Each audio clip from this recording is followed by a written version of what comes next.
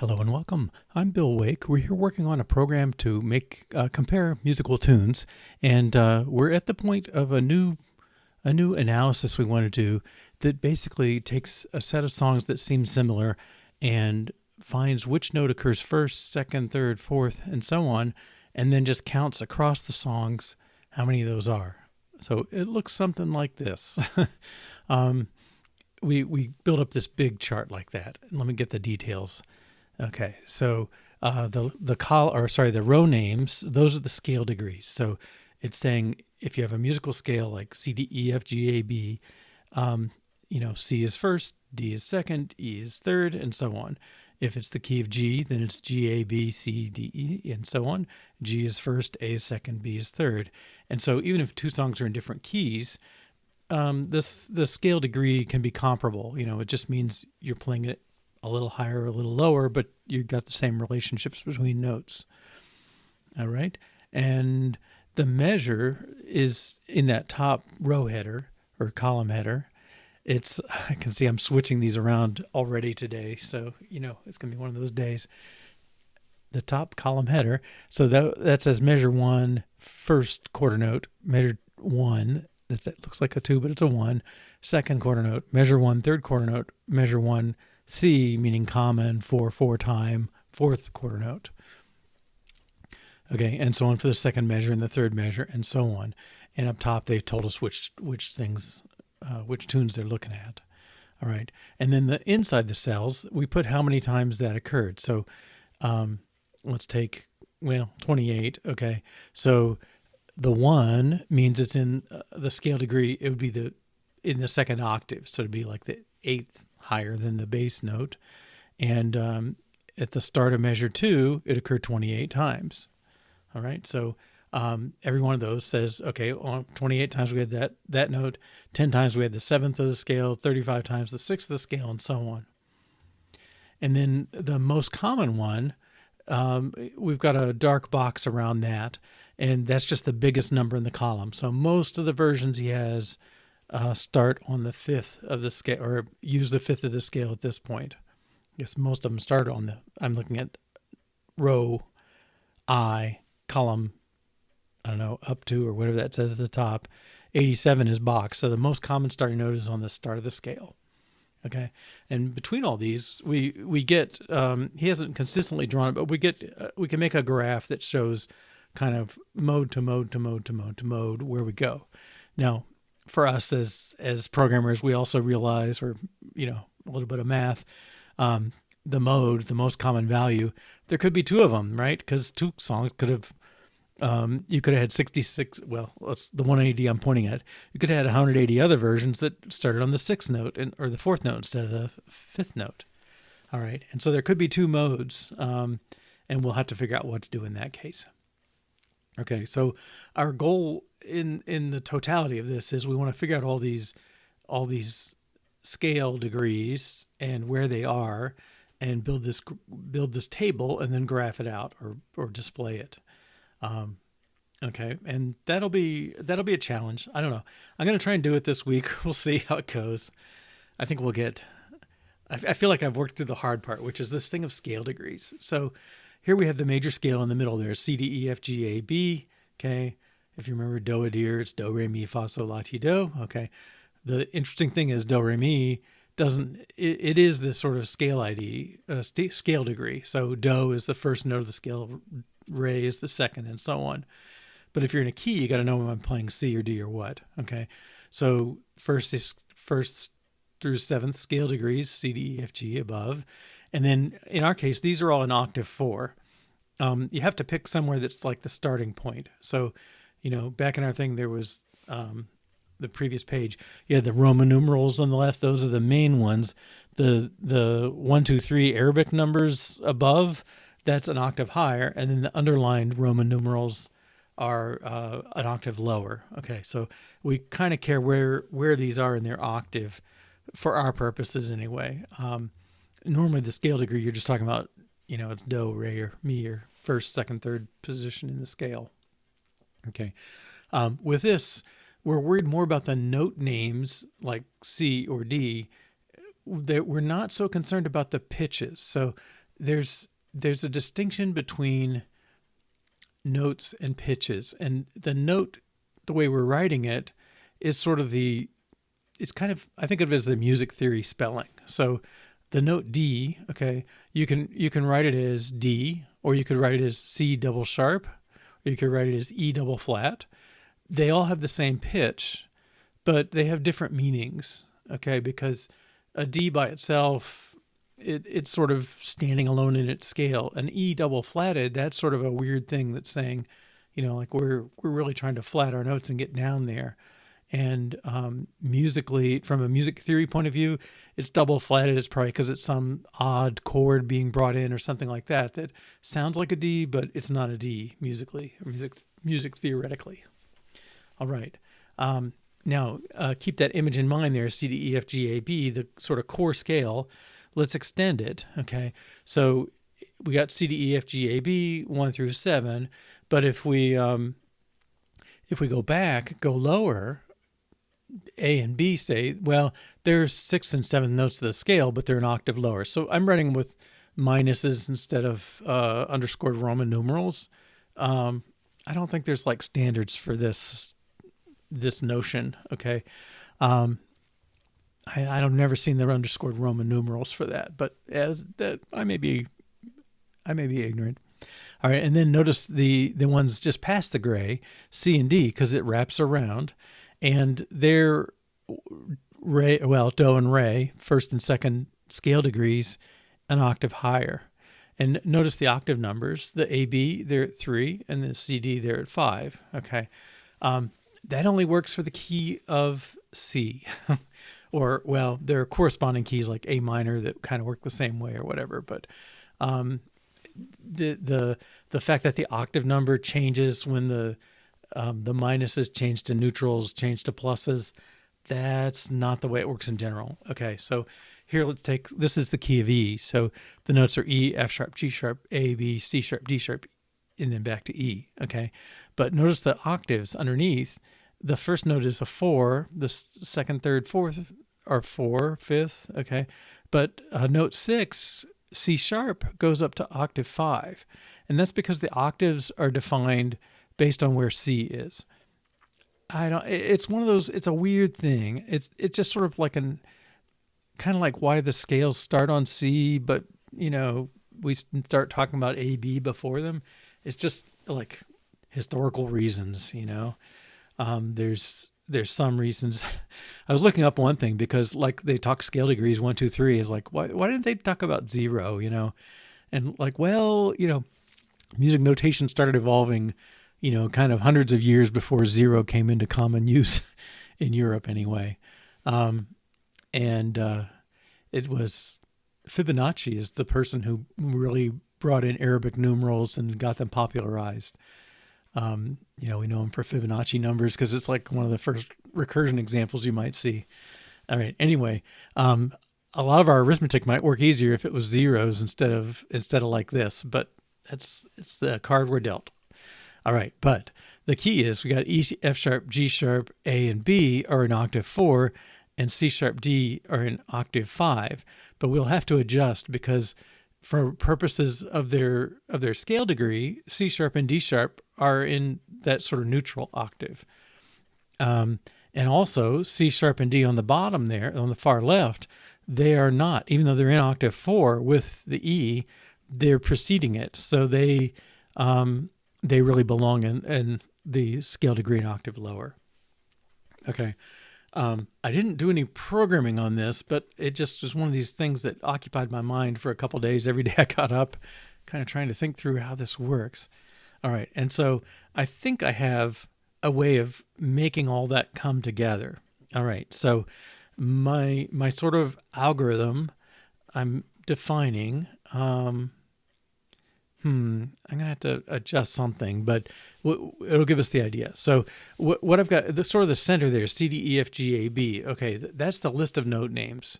We're not going to worry about charts and flats, just the names, the note itself, those letters. And then I've numbered them 0 through 6 because computers like 0 through 6. And we're, it's kind of getting us over there. But We'll take an example. We're going to find C sharp 4, and we're in the key of E, and the key index is 2. That's just defined by the key of E. And the key octave is 4, again, defined by the key. And so we'll keep track of E2 there kind of in bold. Okay. Now the algorithm is find the note index, the index of the target note. Okay. So C sharp 4, we drop the sharp and 4 and just talk about C, and its index is 0. And then we're going to figure out the degree, which is the scale degree. Take the note index 0 minus the key index 2 and add 1, and we get 0 minus 2 plus 1 is minus 1. Okay, a little weird. All right. And the octave, take the target octave. Well, the target is 4, and the key octave, subtract it, 4 is 0. Okay, so we're actually saying the octave is 0. It's on the same octave as the scale degree, but we can see it's not because it precedes it. So we know we have to adjust it. Okay, so if the note index is less than the key index, 0 is less than 2, it means we're to the left, of the bolt E. We're going to add 7 to the degree. Well, it was minus 1. Now it becomes, do I have that right? Degree plus 7 is 6. It probably should be 7. I'm probably adding the wrong number. Let's see, we said 0 minus 2 plus 1 is minus 1. And then plus 7 is 6. Okay, that probably should be an 8, like 8 notes in the octave. All right, but the octave number, because the note occurs left of the E, then we have to take one from the octave and say it's in the preceding octave. Okay, so let me change this to an 8 so we can look at it. I had it 8 at one point and then changed it back, and I don't know. This is why we'll test this into being, but okay, so if we take minus 1 plus 8, we get 7, which is the next position where C would go if it wrapped around. I don't know if that's this plus 1 because we're doing this in 0 arithmetic, and I think maybe it's 7 plus 1 is kind of what's going on. All right, let's take another note. Let's take A. Okay, the note index of A is 5. The scale degree is 5 minus 2 plus 1 is 4. Okay, 1, 2, 3, 4. And then the octave, well, A is in octave 5. Oh, wait, we got to make more adjustments, don't we? Okay. Oh, so much for thinking in bed. All right, so take octave 5 minus target is 4 is 1. It says it's too high. Well, we know it's not. Okay, so I guess this is like, I don't know. We're going to have to figure out how to adjust the octave too. So it's food for thought. Okay. I don't know. This case, note index is less than key index.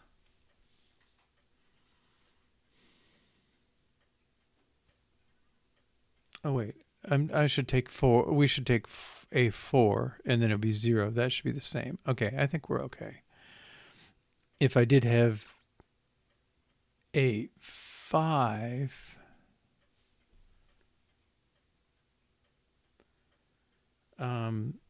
up here, we would move it down 1. Then it'd be 5 minus 4 is 1. It'd be octave 1. Okay. I think we're okay.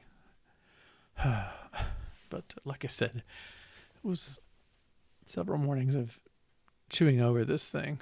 Okay. Originally, I tried having 2 lists and trim off the front of this one and wrap these letters around, and it's like, but this all comes down to there are lots of little sequences and counts and things like that in music that they're just dozens of them, and they line up different ways. So one thing is the fact of, this list starts C to E because we start our scales, our octaves on C. even though the letter names A, B, C, D, E, F, G line up differently. So we've had to kind of do a little short wrap. And, we're adjusting octaves and we're doing this and doing that. It's all these translations between similar but not identical things. All right. Well, I'm sure, I suspect it's as confusing for you as it was for me, put it that way. All right. Okay. And then let me catch you up on what I did a little bit off camera. So over the weekend, I did a little work on pipeline. So I made process not do any returning. So our steps are now like, I forget if it's create, transform, and consume or whatever we do. But the main method on our pipeline is process, and it does those things. We want to make sync on the output and not have to pass it along. So it always goes source, transform, sync. Okay. I reorganized the files a little.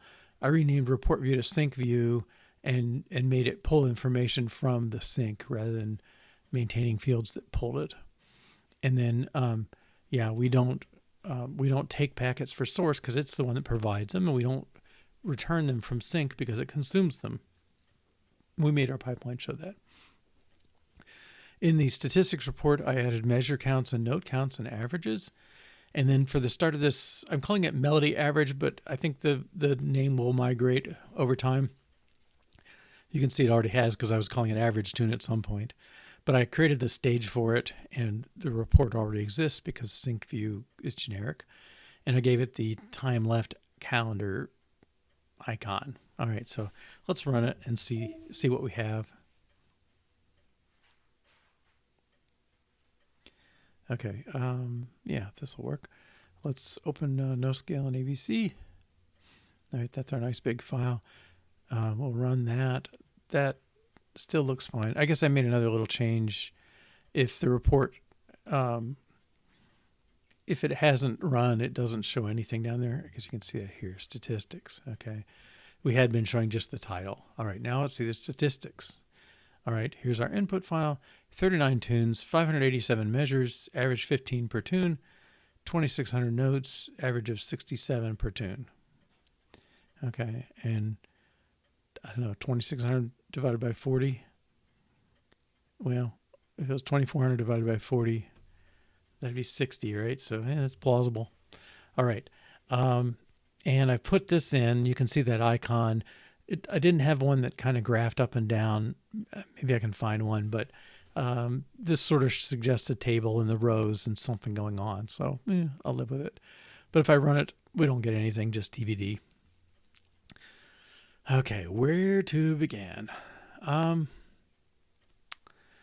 Well, I think let's do the scale degree algorithm first. Where is that going to live? I don't know. We could alternatively start from the outside and go in, and maybe we'll do that yet. So scale degree for a note is only in relation to a key. Okay, and the key of the notes we're doing is a little bit funny, because you can change key signatures partway through, and you can use accidentals that aren't in a key. And, so I think what we're going to have to do is we can get a key signature. Most notes tell their key signature if they're in a key, but accidentals do not. So one way to think of them is in the key of C, but like C sharp doesn't occur in the key of C, so it's a little arbitrary. It's really more of an undetermined key.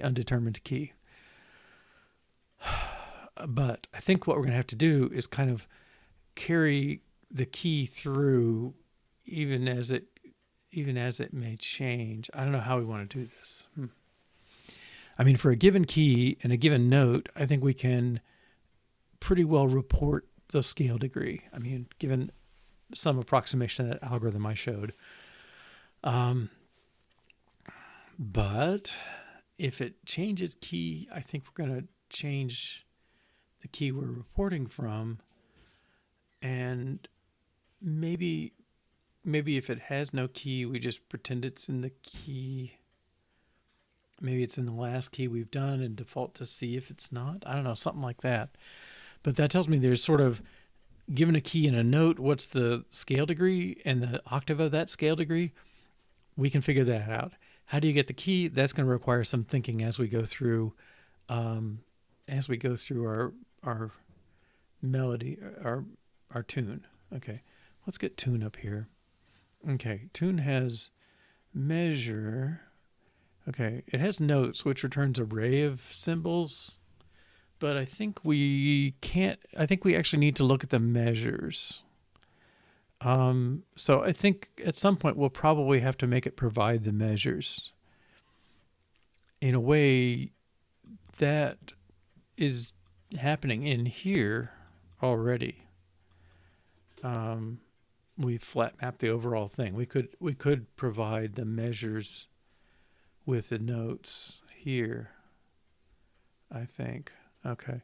So I think we've done part of the work in here to get the measures, and then we haven't exposed it really. So we'll need that. And then, sorry, I did to do. All right. So compute the scale degree. For each position and measure, count the number of notes. So we're going to need some sort of object to hold these counts. And then we're going to show the counts and then compute the mode. I mean, if we stopped at showing the counts, you could manually let the viewer compute them. They mostly stand out. Then highlight the mode entries. I'm thinking like reverse white on black or something. And then bonus draw most likely tune. Okay. That being this graph lines that are sort of mostly filled in. Okay. Well, I don't know. It's kind of hard to know where to best tackle things. I mean, there's advantages to driving from the total outside, but I think the scale degree given a key is a pretty finite answer. So let's work on that. And that is probably note we're going to be looking at. Okay, so if a note knows its name and it knows its key, but I think if we just gave it a key, that would be fine. Okay, so let's find note tests.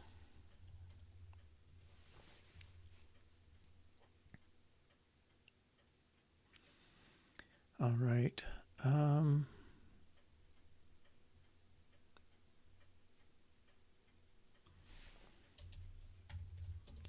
Test, and then we're after the scale degree given a note and a key. Okay, and we may not get far here. Okay, key index. That's information.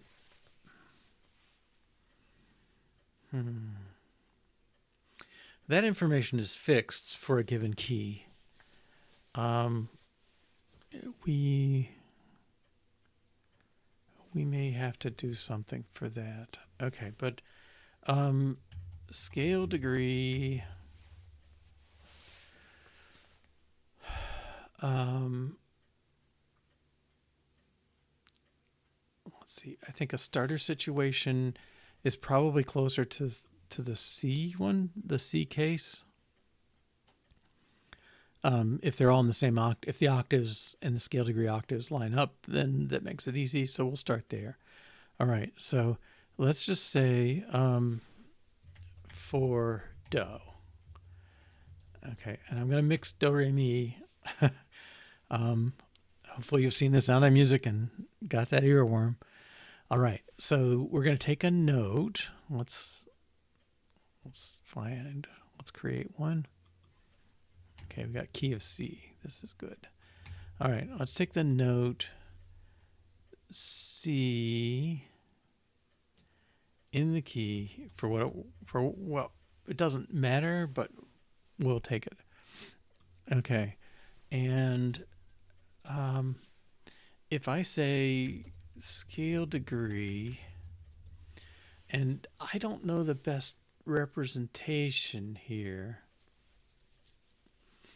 let's assume it into existence. All right, so let's take note.scale degree and just ask it, given the key of C. Okay, and then assert equal. Well, scale degree.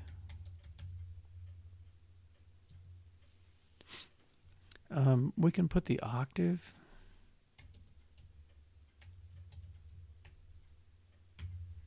Okay, let's start with our basic case. And then I'm going to assume a scale degree object. Sometimes I wait on these, but I think this will be good. And this will be scale degree 1 because it's the first note of the scale. And the octave difference is 0 because the key is its home octave is 4. Okay, and this class doesn't exist. All right, so let's go put that in.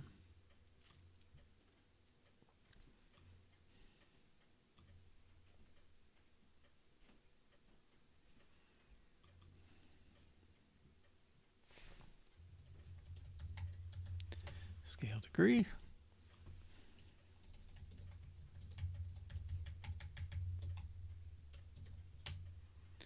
And it's going to know,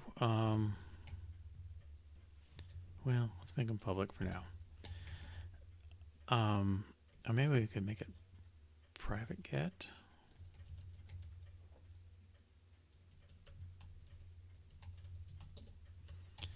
Var, and we need the degree is an int, and the octave is an int. And we'll give it a constructor.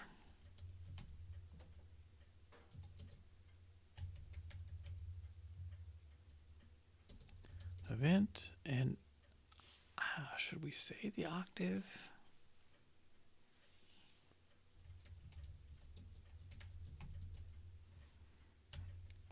Okay.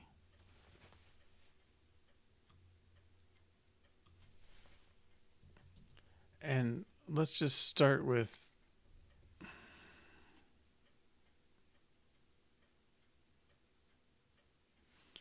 we have to set it basically. Self.degree equals degree. I mean, I don't really need to drive that out. It's pretty self-explanatory. Okay, so back to our tests. All right, so now we should have that. We have to say octave 0.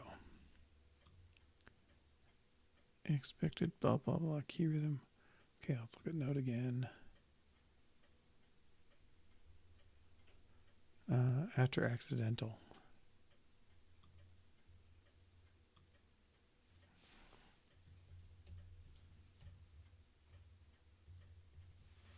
Oops.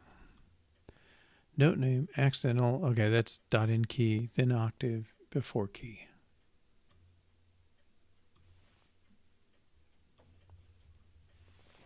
Octave 4 key of C.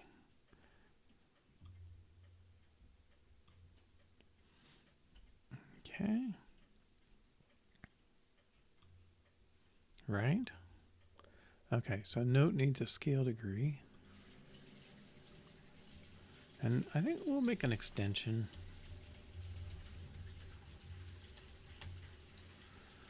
Public function scale degree. And it's given a key of key.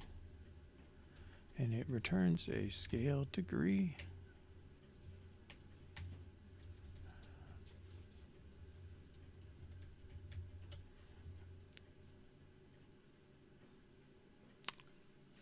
Capital S.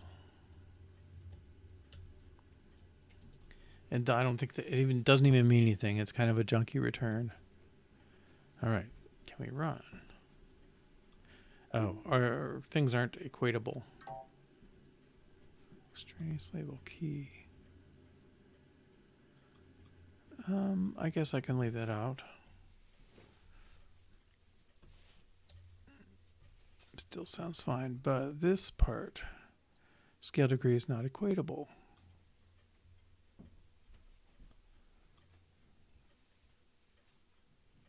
Private, oh, true. Set is what's private. Thank you.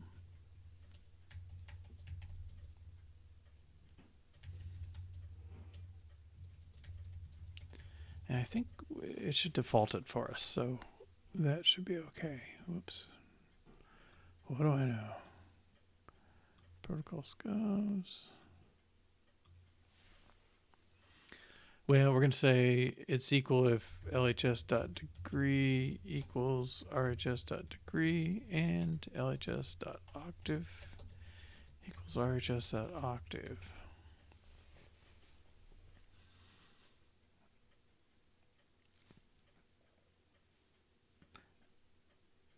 Okay.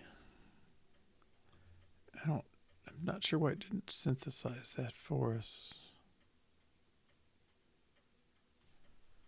I thought it would, but okay. Do we compile?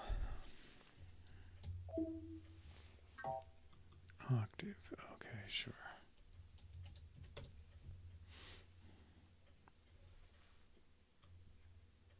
All right, get our failing test.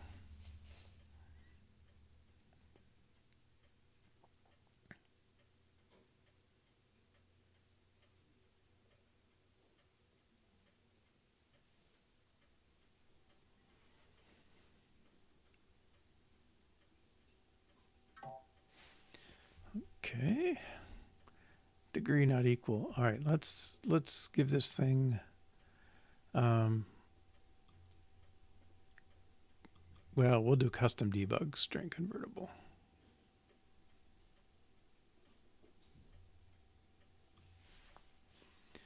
Oh no, maybe that's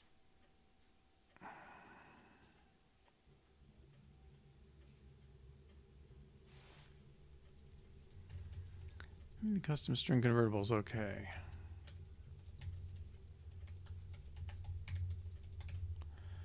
And we can decide, but bar description, let's return, I think we want to return degree, maybe at octave. We'll have to decide.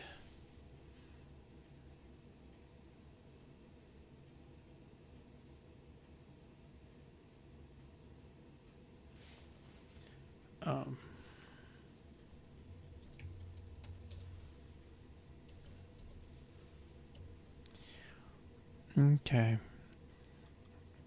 Let's expect that. Whoops. Oh yes, please do. All right. And now I should get a better message in my report here. And I would at least put a custom debug string to get a default debugging string out, but I think we're going to want to display it, so we've got to figure out the notation for that. I don't know. I called it 1 plus.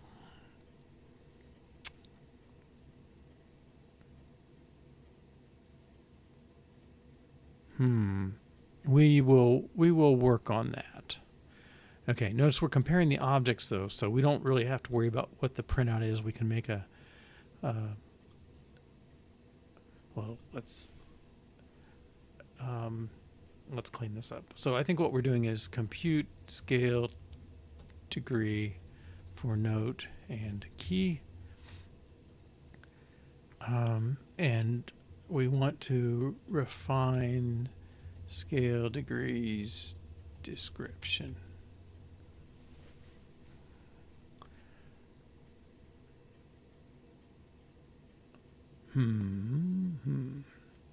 Okay. And I don't know, we may have some, we'll see. Okay, right now we're not returning 1, 0 though, we're returning 0, 0, and that's on note. I'm going to drive it a little more slow speed. Okay, And doing that, I don't mind adjusting my test. I know this one passes. Let's at least get the octaves done, since that's pretty easy here. Okay, so if the note had been in let's make that octave 6, just so it's different. Okay, then it should be regarded as scale degree in octave 2. Okay, based on C being in octave 4 to start with. Okay. All right, so I think this will fail. Okay, and the reason is we're not doing the subtraction. So let's go do that for starters. Okay, so we need the keys octave. Key dot octave. Oh, it doesn't exist. Okay, so that's interesting. And then minus. I think it's just octave, right? We called it octave. Okay.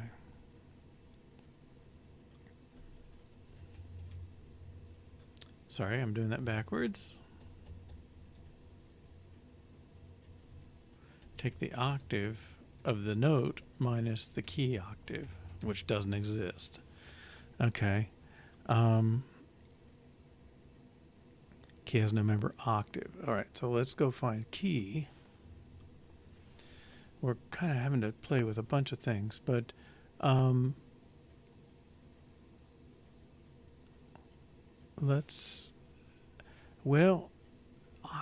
I think they're all going to be 4, so let's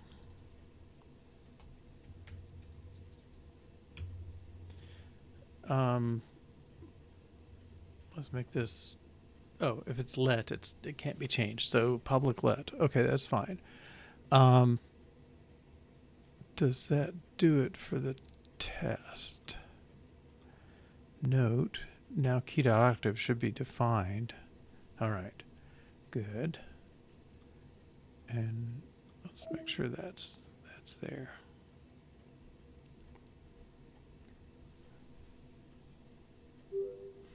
Okay, let's just call this first step towards scale degree.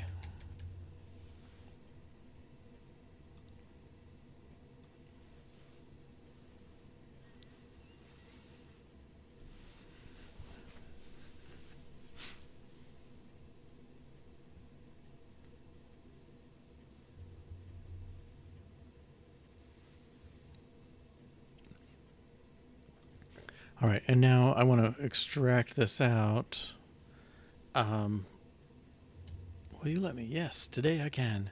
Okay, so this thing, we're going to call it the degree octave.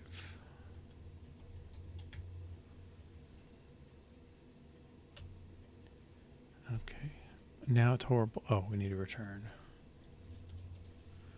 Okay, so I think it's just a step towards computing. Where's the algorithm? This target octave minus key octave. Okay, now let's get the degree scale. I'm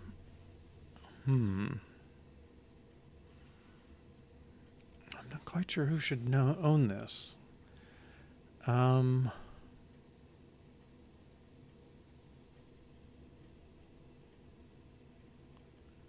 That's a map, so that's not helpful. I don't know. I hate to start putting this notion everywhere, but okay. Let's generalize to the next one. So if we did C, it turned out into scale degree 1. We just hard coded it. Now let's do E. Okay. E in key, and then octave 6 is fine. All right, key of C. This actually we don't care about, but this we do. Okay.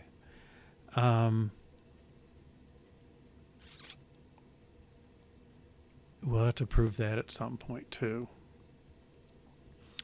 Okay, so now the scale degree, so C, D, E, should be 3 in octave 2. All right, so let's test that.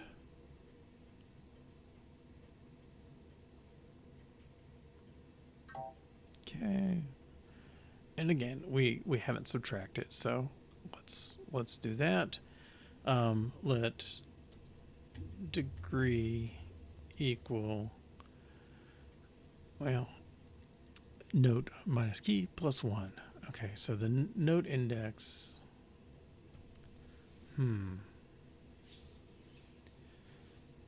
well, let's let octave notes equals C, D, E, F, G, and A. Okay, I'm going to squeeze this a little. Okay, so the degree, we need to find, oh boy, they make this so hard.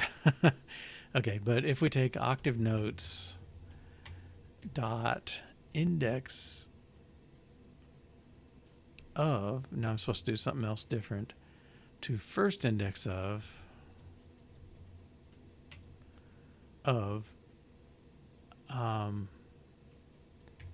let's take string, well, how about let's let note degree equals this.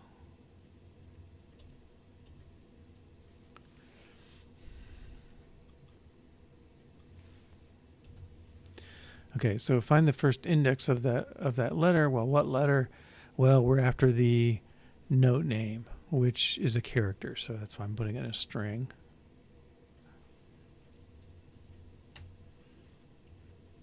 Okay, and we'll let key degree equal octave notes dot first index of string of,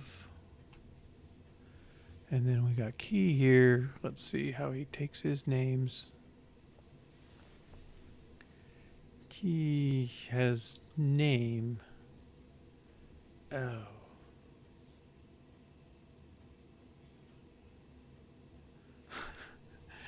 Okay, so a key name is like, could be C, could be G, could be F sharp, okay? It can be multiple letters, and it could be modes, which we haven't addressed yet, but I'm going to have to someday. Okay.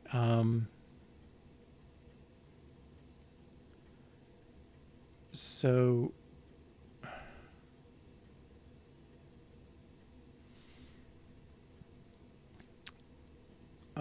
let's take, test note. The string I want,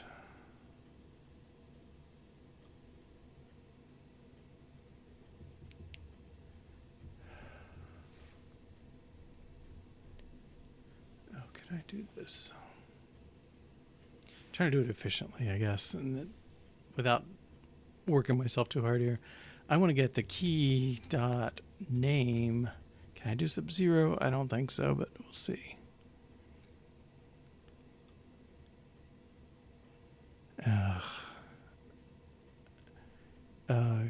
Key dot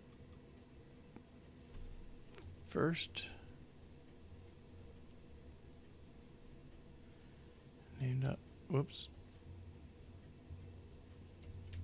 dot first. Okay, what's your type?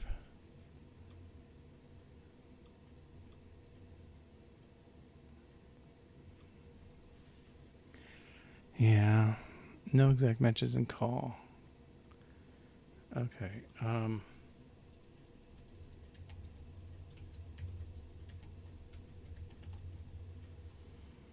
First, let's make it an actual character. We know it has one. I don't feel bad about that. This should be, okay, string.element.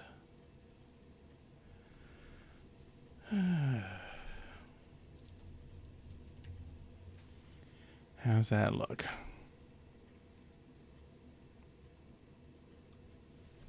Well, let's put that up here.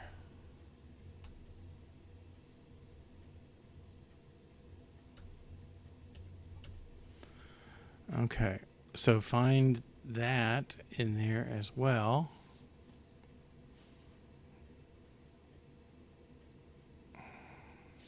Okay, and same thing here. Okay. All right, we'll get it. Okay, so I will somehow theoretically this should be an int, array string index. Can I live with that? And this should be compatible. Okay, I think I can subtract those. All right, so let scale, let's call this result octave.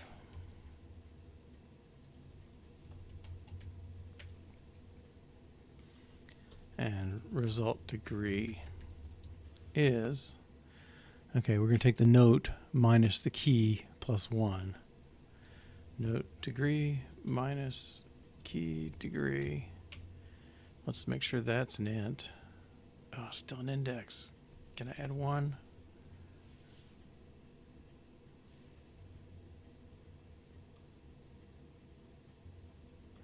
Oh, I changed it into an int. Okay.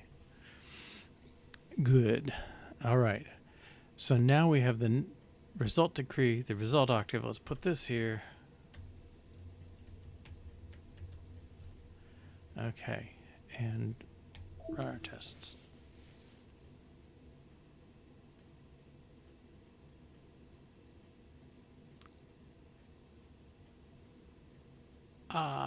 What? Bad access. Note C natural 4. What has happened?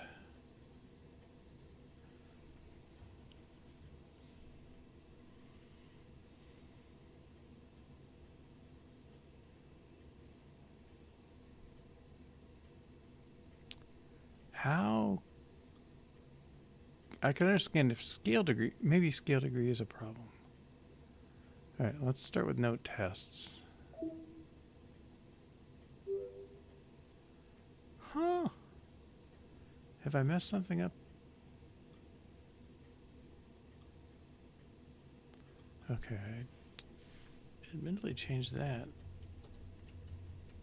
Have I not run tests in a while or something? Okay. Event tests as note. I just don't have an idea why this would be problematic.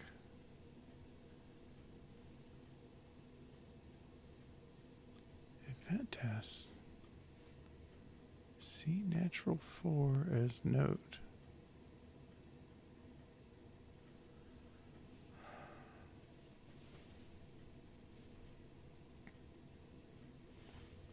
Well, let's look at it as note. I guess we'll break here.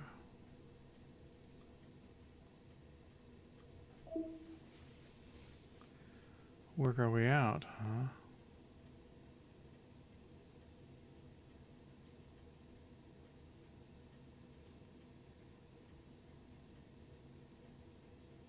Am I blown up? Bad access. Okay, well, let's try note.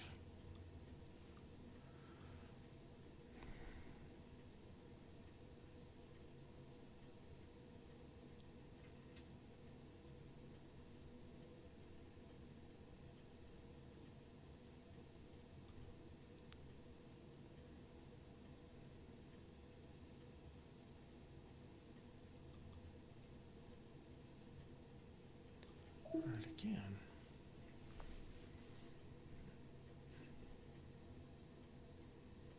Wait a minute, I'm not even getting to the note? All right, I'm going to run some other tests. Is note.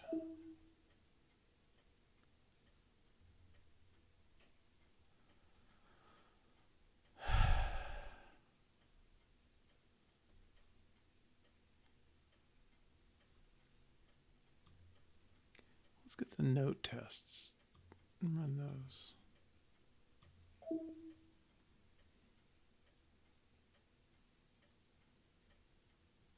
Okay, well that helps, I guess. Bad access. What? Let me let's make sure everything's going.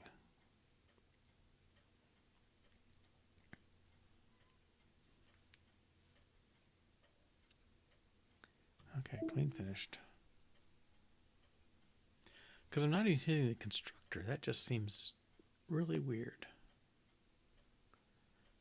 Unless rhythm? Oh, there we go. Okay.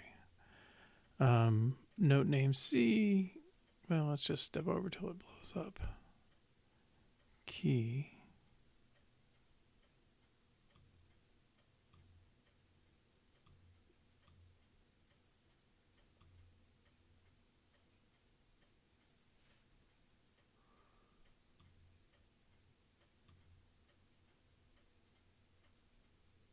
I'm just going to continue.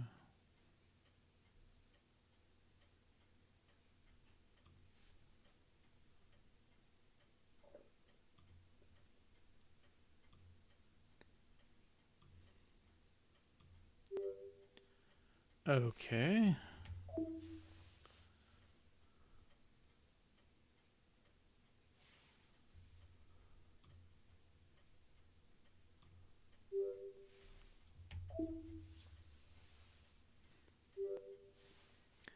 Okay. Something got weird. Let's clean the test results. Clean the build folder. And run.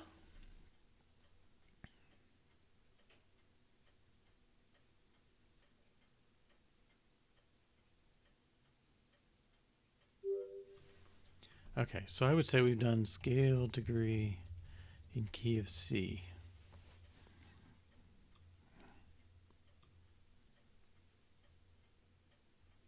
All right, and then note tests. All right, then I think what we want to do next. Let's take a break, about a 5-minute break, three to five, and we'll come back. We'll make sure that this works, even if the note says it's in a different key, that the key here is the one that counts. And with that, I think we'll be done with the first phase of scale degree, and then work out the changed octave stuff. All right, see you in about 3 to 5 minutes. All right, welcome back. Okay, so that next test. Let's make sure the key comes from the argument and not from the note. Okay, so we have a note E in the key of indifferent key from note. Okay, so let's put the note in the key of G. And let's ask for F, because F in the key of G gets sharped, so we're kind of picking one that will challenge it a little. All right, and key of G, so F in the key of G is the 7th note of the scale, but in the key of C, it's the 4th note. Okay, so we're expecting it to be, let's go the other way on the octave just for kicks. All right, we're expecting it to be 4. F in the key of C is 4, even though F, the note itself, said it was in the key of G, was 7. I don't think we're going to request this. I don't think we're going to make it do that way in general. It's going to be the weird notes that aren't in a key that probably have this feature, but this pushes them even further.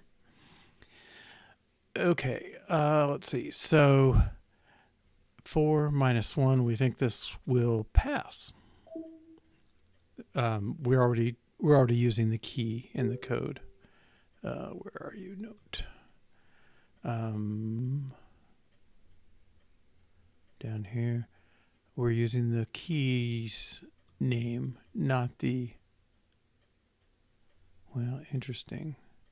We call it key there. Let's call it given key just to be very clear.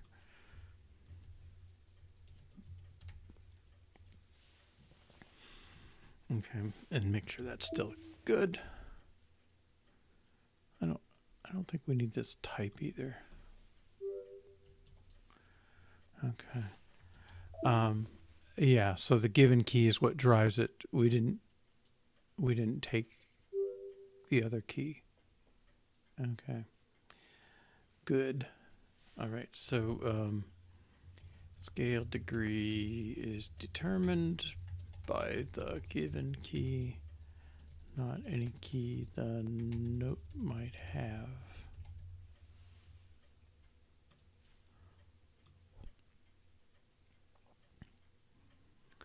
Okay. And then I guess the next one, one more test. Let's make sure the for do. Well, let's see. These names are not holding up. Let's just say note in key of C. All right.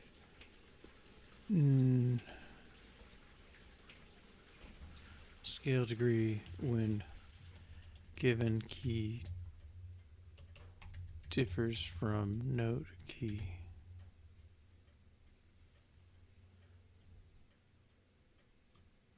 How about uses given key, not notes key?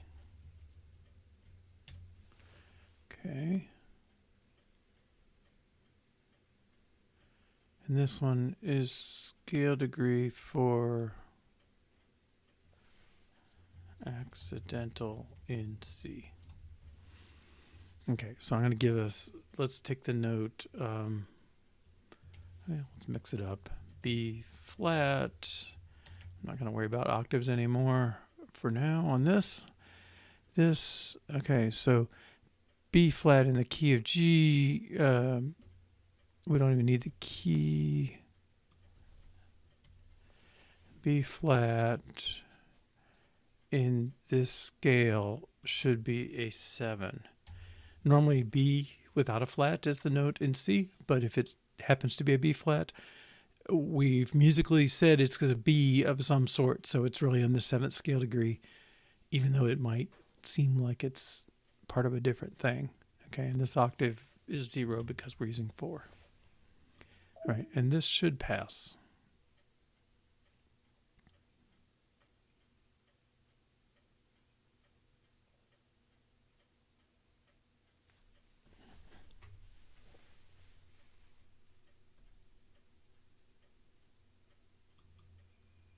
Note name.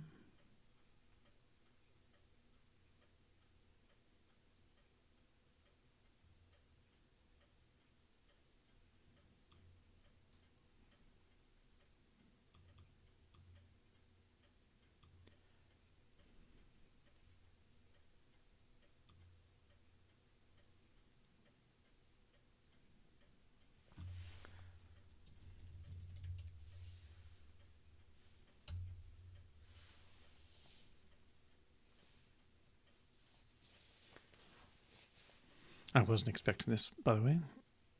Are you going to give it to me? Character B. Oh, jeez. Yeah, I left out B. Oh my goodness. Ugh. Okay. Wow. Okay. That's why we mix them up.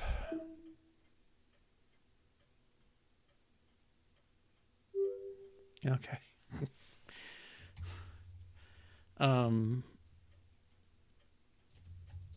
Forgot note B. To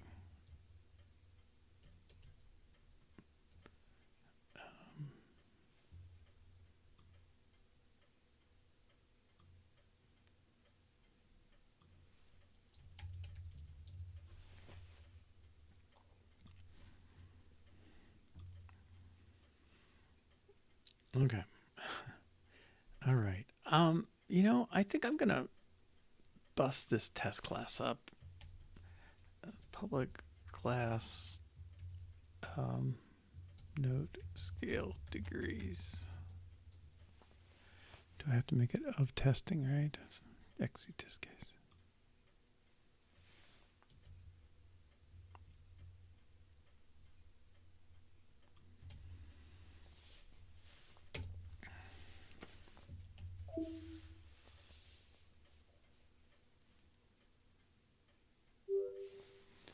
Okay. Throwing off all those little diamonds, but that's okay. All right, now let's tackle this tougher case. I think this case we're doing here is fine. E2, so we'll take the key of E, we'll give it C, a C sharp, sure. Well, C in the key of C sharp is sharp, but it doesn't matter. We don't really pay attention to the sharps. Okay, so we'll give it C, and we expect to get octave minus 1, and note is 1, 2, 3, 4, 5, 6 in the key of E. C is the 6th, D is the 7th, and E is back to the octave. Okay, so let's see.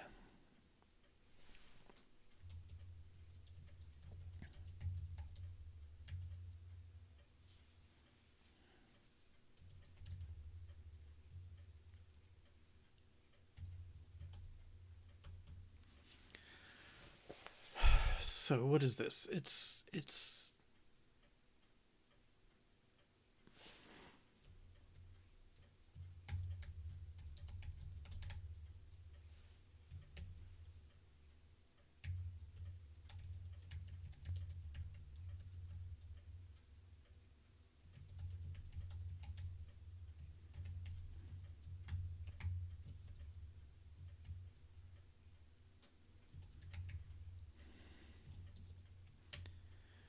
okay. It's a little awkward, but okay. And the test structure is going to be kind of the same, I think. All right. If we take C, let's take it in the key of, oh, let's do G. I'm sorry. I don't have an E defined, so well, C in the key of G has the same problem because G is over here and C is over here. So maybe we'll take D just to mix it up a little more. All right. D in the key of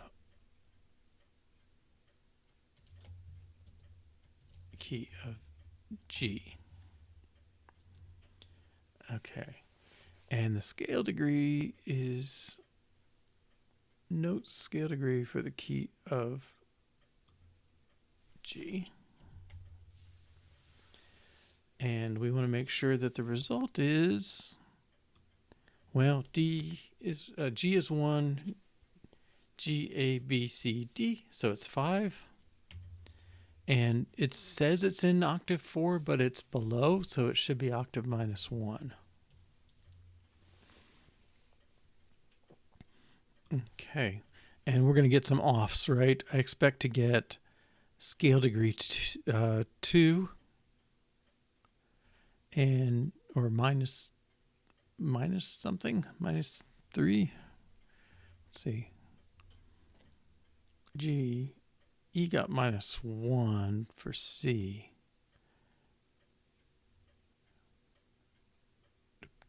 So if we move this over 2, then we move this over 2.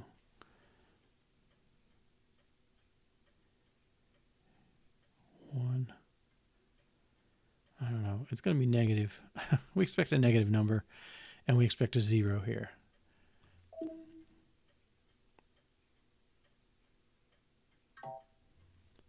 Okay. 2 minus 2 at 0. Okay. All right. And so now we need to make that adjustment. Note.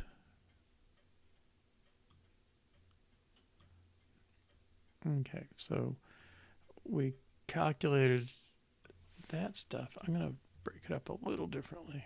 All right. Now, all right, so we got the note degree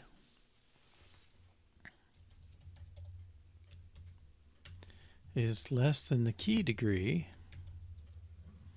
Okay, in other words, we're on the left, all right? Well, we got to adjust this up and this down. Okay, degree goes up. Bar note degree, bar. Make these two the bars. Okay. Result degree plus equals. This should be octave notes dot count plus 1.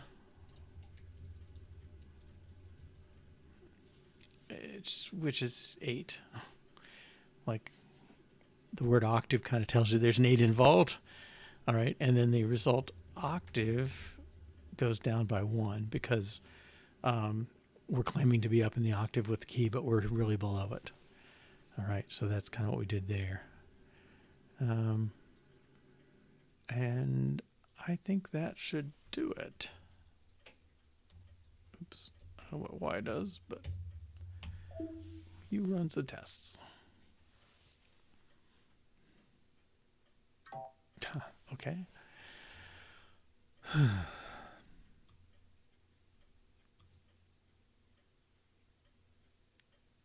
Six.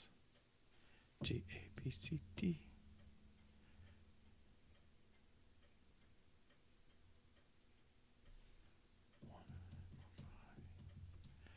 I think that should be, maybe my 7 was right.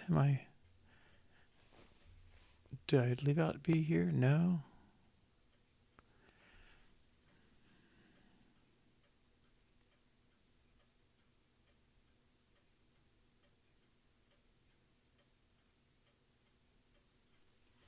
Okay, we came in as -2 here. And if we add 8, 1, 2, 3, 4, 5, 6, 7. I guess I only want to add 7. Okay, well, it's weird. These off by 1s, I don't know. It's not good mentally that I'm doing that, but it's nice to take it out here because I think that's right, because this is all sort of like mod 7. So adding, because there are 7 of them, now I got to count them right. A, B, C, D, E, F, G, right? A, B, C, D, E, F, G, 7 notes. So these numbers here, computer-based, index 0, work mod 7. So we're saying we wanted to wrap up to the next level.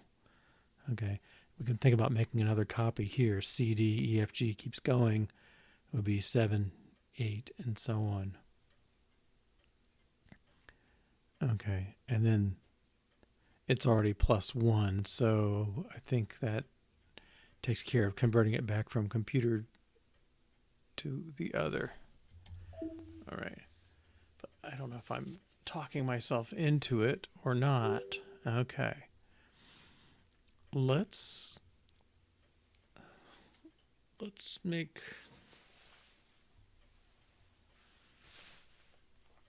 well, D is 5 in the key of G. That's definitely right. Okay.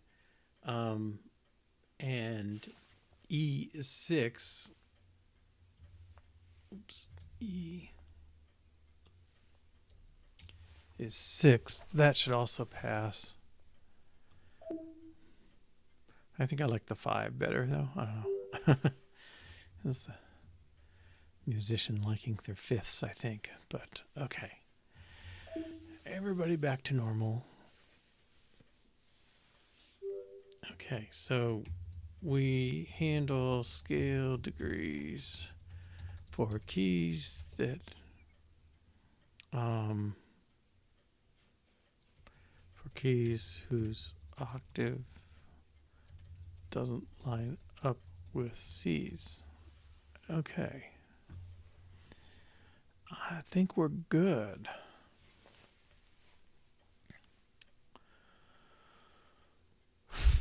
Now we got to make some decisions.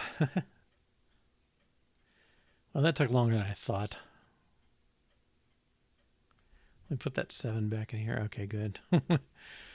And save. Check it next time. Okay, so I think we have scale degree computation. Let's look at that from a refactoring point of view in Note. I think there were a couple things that could have been done in the keynote name. I think maybe that's fair to ask the key to answer. The other thing I could do is let's see if this thing comes back as a character. That'd be handy.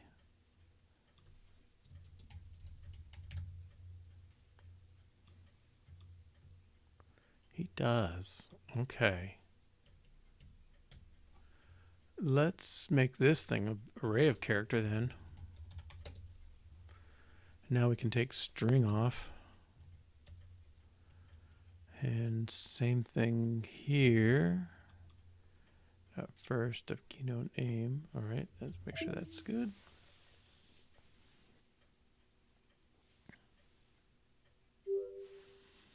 Okay. And then I think given key name first. That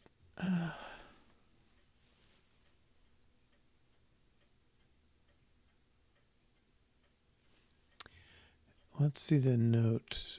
Sorry, the key. He has his name, but we could say he has a note name.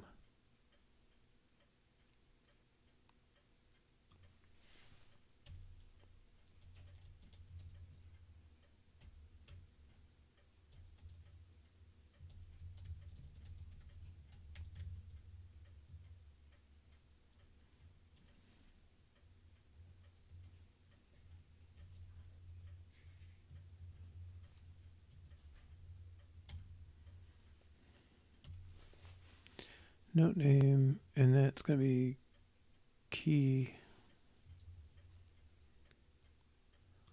Well, it's just named out first. Okay. We don't create them without names, so I think that should be fine. There may be a test that does but shouldn't. Oops, note. Okay, so this is really given key dot note name.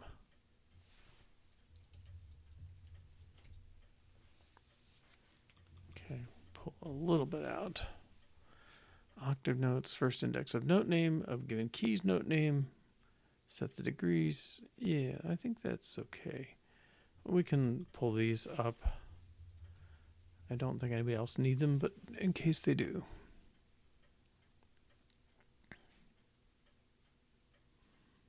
All right, that's a little better.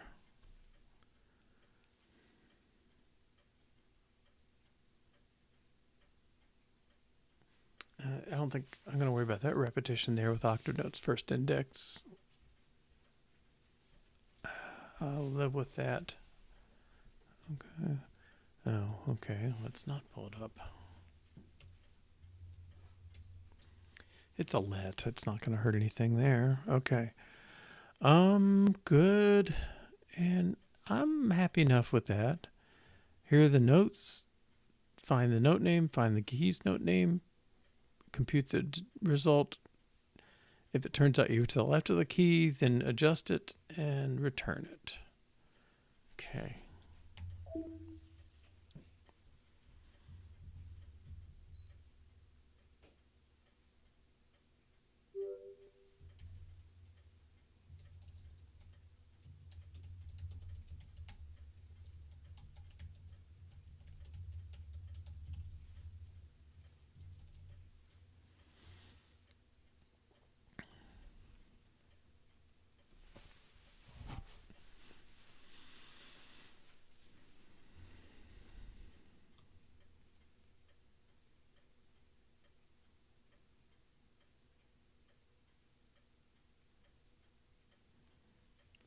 Come back.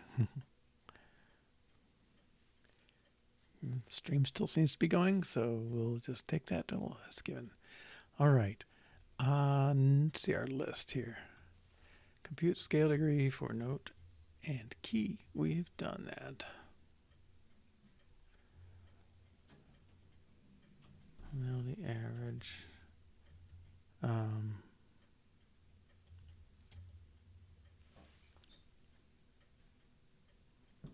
I guess we'll put a line there just to show something. Okay. Refine scale degrees description. Okay. Like I said, there's not a standard that I can tell. Usually you're just talking about 1, 2, 3, 1 through 7, honestly, on these scale degrees. This musicology example where they want to know which octave is the different one.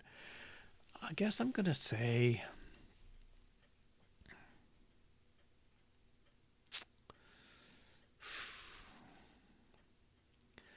I think what I'll say is if it's one octave down, it's that. If it's 2 octaves away, maybe it should say +2. I don't know. In formatting, I would like to make these little superscripts, but we're really only going to use the +1 or the 1 plus or the 6 minus kind of thing. We're not going to deal with octaves 3 octaves away.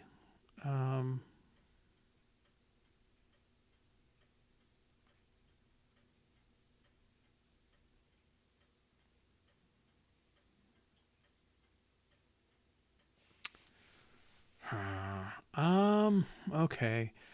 I'm going to say if you're 1 octave, if you're 0, we just say the number. If you're 1 octave away, we put the plus or minus. If you're 2 or more, we're going to say +2. +2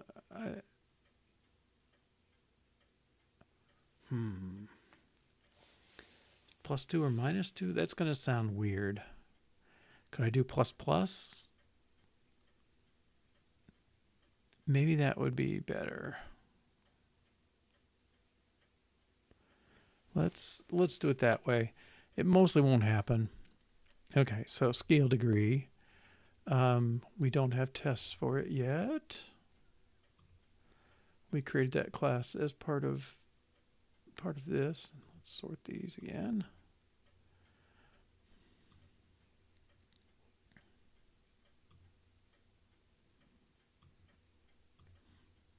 Okay, let's get scale degree and let's make a scale degree tests.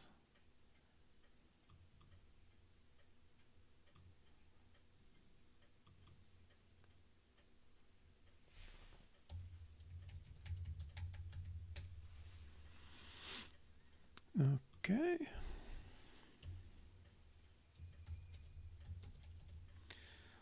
We're saying test scale degree of octave 0 just shows, or just, how about shows degree only.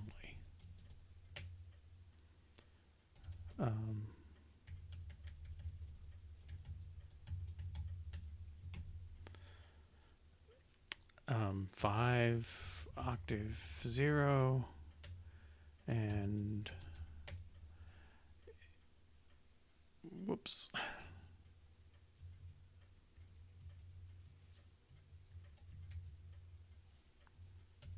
I don't know how that started showing up first.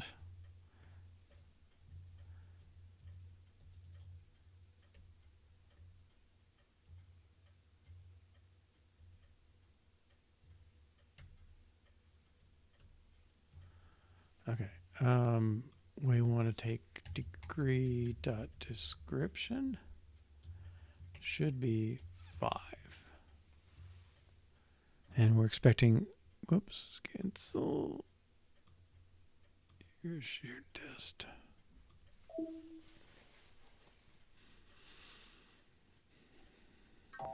Oh, we're expecting to get back 5 at 0. Yeah. Okay.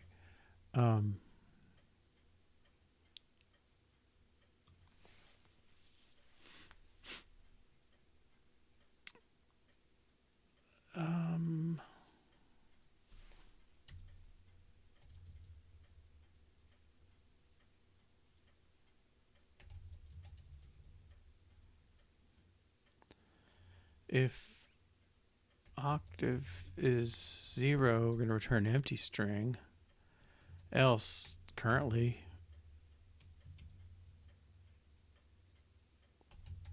we're doing this.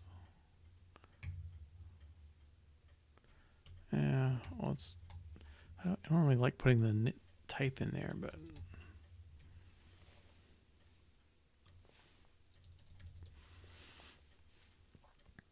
okay, so if it's a 0, we're just going to return an empty string. Otherwise, we're going to put the octave name with an @ still. Okay. And this test should pass now.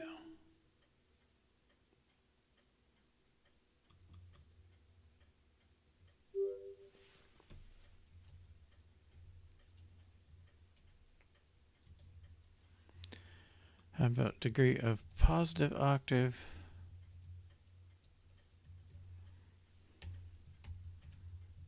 Has that many plus signs.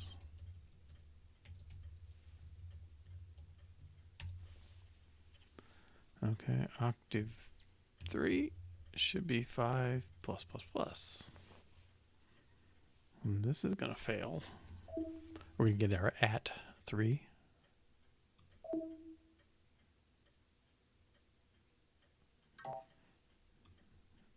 Okay.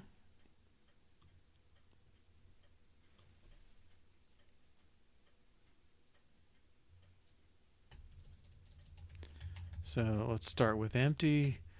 If octave is greater than 0, then octave string equals dot repeat. No.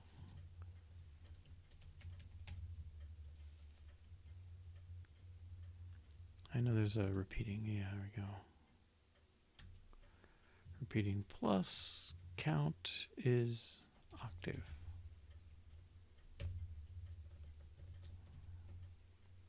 And that's going to be a var.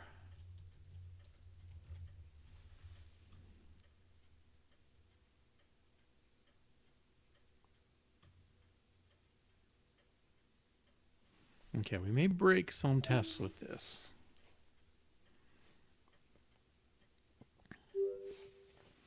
Okay, we didn't have any tests that cared about that. All right. And then finally,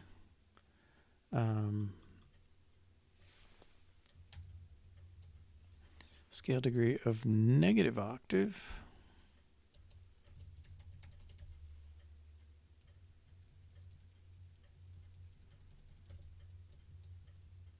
Has that many minus signs. Okay, so octave -2.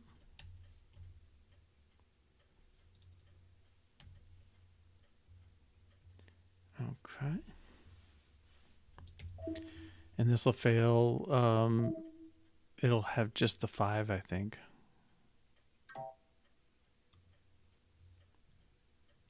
Right. Okay.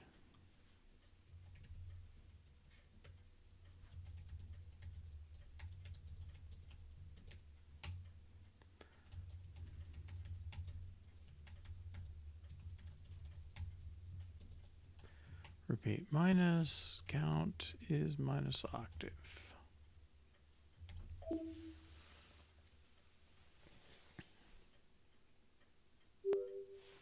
All right.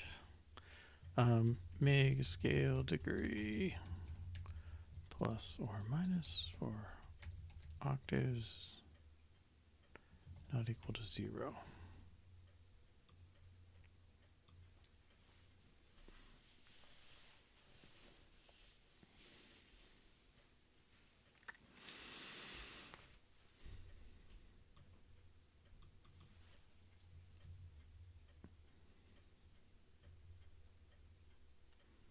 Yeah, refine is such a wimpy word. Scale degree uses plus or minus signs for number of octaves, if not 0.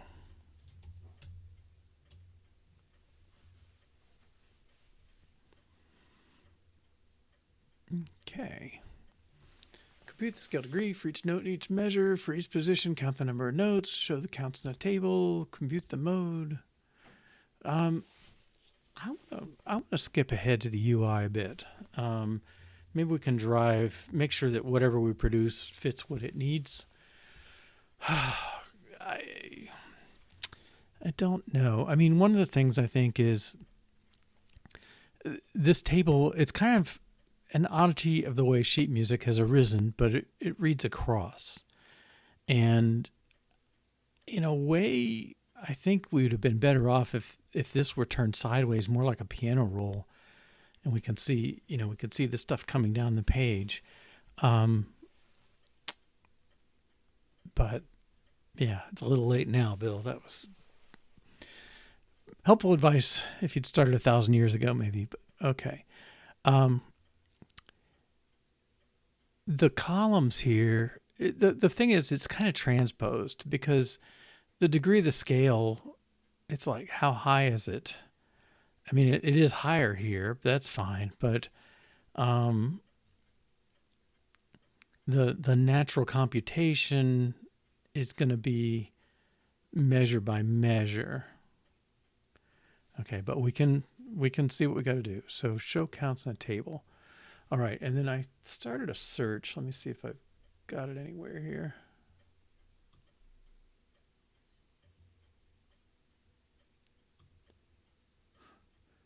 And it's like you start this stuff, and then I find myself researching hurdy-gurdies. It's like, okay, you're a little off. All right, I guess we'll just start our own. SwiftUI has grid and table. And I did this search, and I didn't look at the results. Okay, grids, table. Well, we can get them both up here. I think table is the one that's supposed to be acting like a spreadsheet table. So let's start there. Rows of data arranged in columns. That sounds like us. Optionally providing selection. We don't really care about that. Okay, you commonly create tables from collections. Okay, here we can see the slicing. So the person is the row, and the column is the attributes of them. Okay, we get horizontal and vertical scrolling. Good. We don't care about selection. We don't even care about sorting.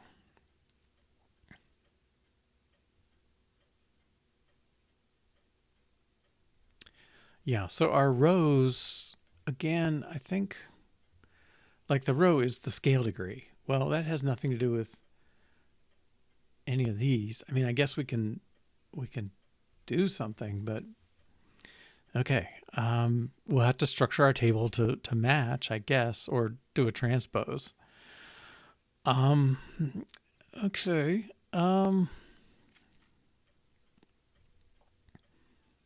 Building tables.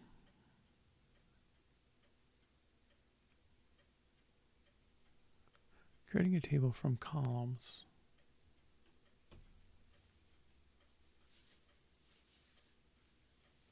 I don't know, can we look for the, ooh, don't click that. Find transpose? No. Okay. Creating a table from columns, creating a sortable table. Okay, I guess we want this one. Data. The columns are, you're giving it column descriptors. Now I have a question about how many of these we can have, but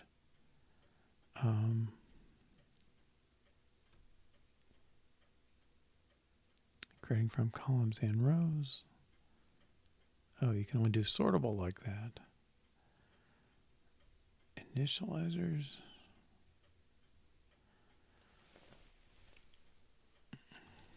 Let's see what the options are here. Not going to tell us. So this data tables. Okay, we're a ways from worrying about table style. Automatic inset bordered. Okay. Nice to know, but not our problem at this point. Okay. Well, we are creating a table from data in columns. Support selecting. Okay, we don't care about selection at all. Okay, so we're going to use this thing.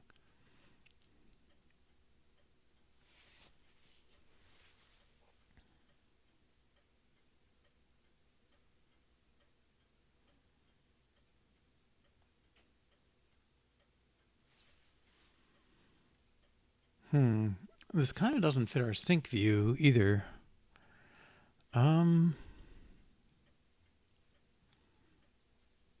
Columns and rows. Given columns and rows.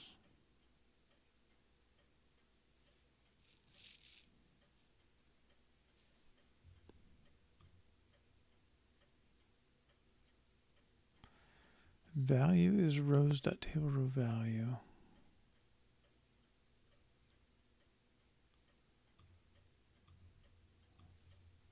That's not clickable.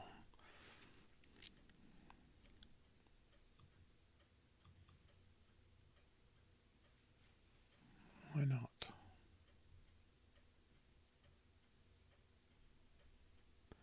What's weird is there's nothing. There's like no modifications. All it can do is select. Select or display, I guess. Good. Okay, I don't know. When value is rows.table row value, rows conforms to table row content. So where's table row content? Table column content. Table row content. A type representing rows.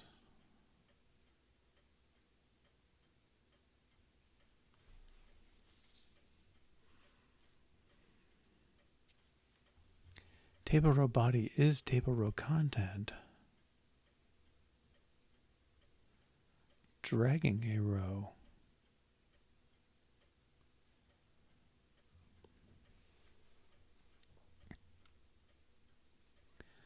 Oh, well, this is helpful-ish. If data conforms to random access collection, a data conformable, hashable, and content conforms to table row content.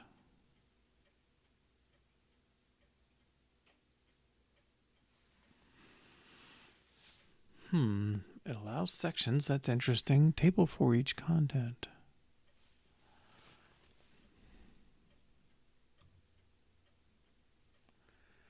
A table row that creates table rows created by iterating over a collection. Well, that sort of sounds like us.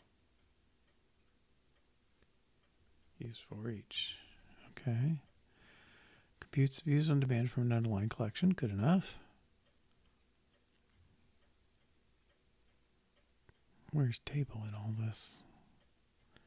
For each named body.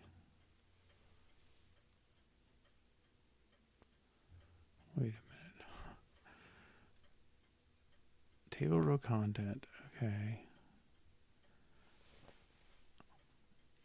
Item provider.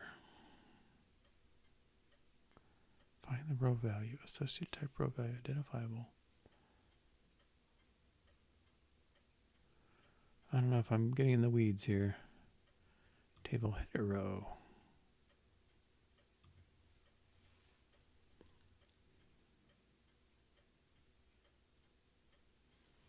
You don't create this. Okay, let's go back to table.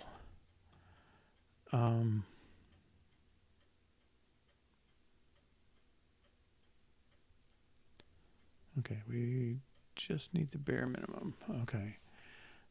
Table value with columns.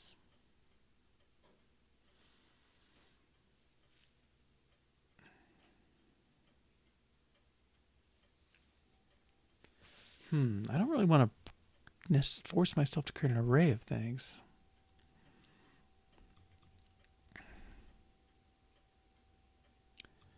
doing the people there, but maybe it needs it. Create a simple table from array of person that conforms to identifiable.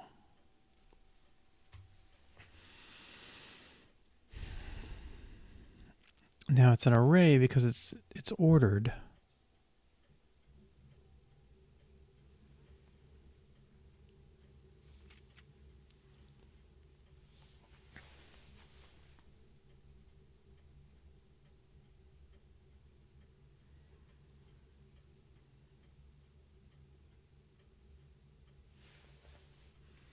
So I think for starters, let's make a view that you give it that array and an array of columns, and it generates the thing. I have this open question whether you can have 10. Some places there's a limit of 10 things in a view, and I'm wondering if this is one of them. More roles than fit. Because if it is, we got a problem, because we got a lot of things. I mean, if it's 32 measures of 4 bars each, that's 96, right? No, 128. And then times 30. And then some headers. We're looking at 6,000, 7,000 items on the table. So lazy is fine. All right. I don't know if we can iterate over this. All right. So maybe let's do this. Oops.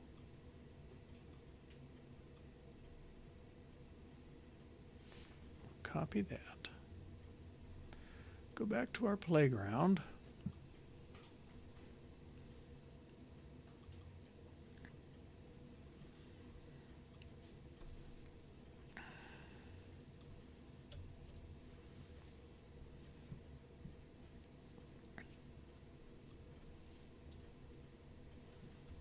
Put this in a class.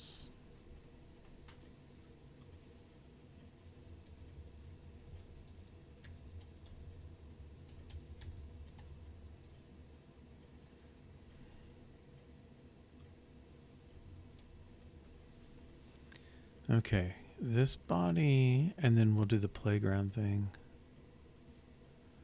Requires cannot be satisfied by non-final class my table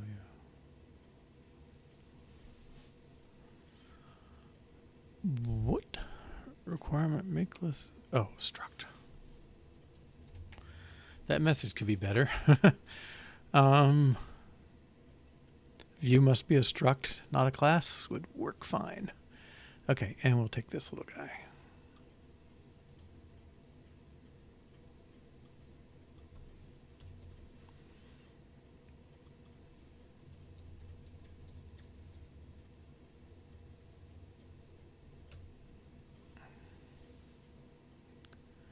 I don't know if I can. Let's just comment this out.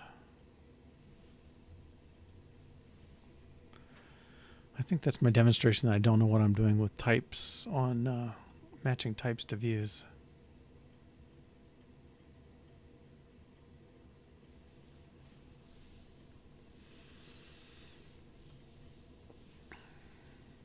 Okay, are you running?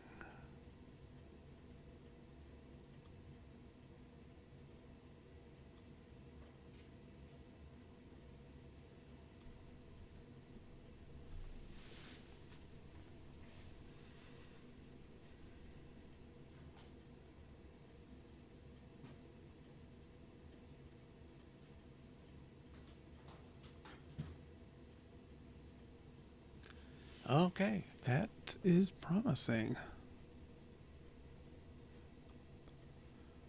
It said something about an automatic scroll view. Let's give ourselves some space. Okay, let's broaden this. So that's 1, 3, 6, 9, 12. Let's find out if our view is limited in columns. I mean, they promised it as a spreadsheet view, so I'd be really disappointed, but it's happened.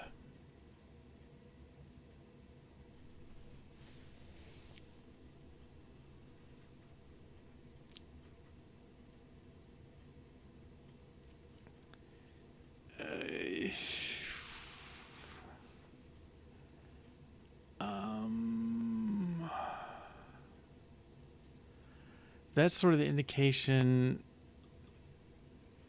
Well, it doesn't like having all those columns.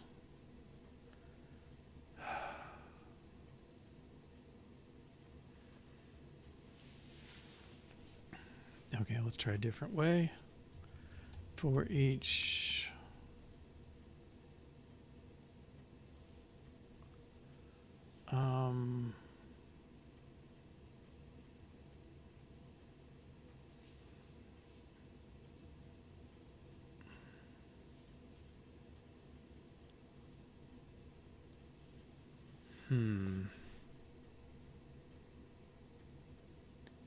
I don't want to give these.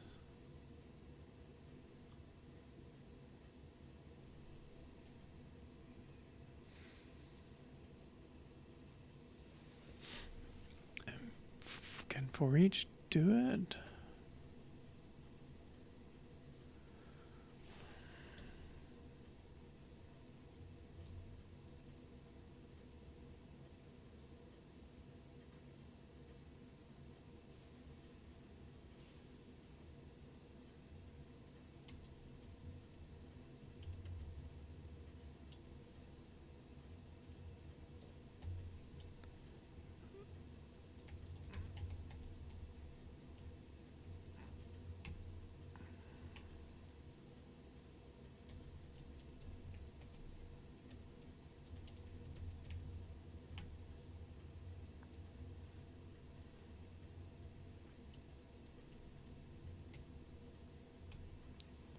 So let's start with 10 of these and see if that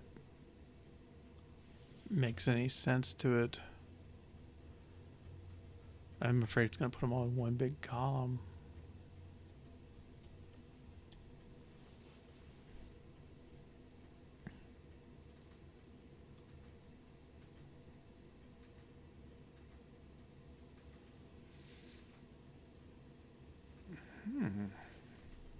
What does that even mean? Table family name. Like it knows it's a person?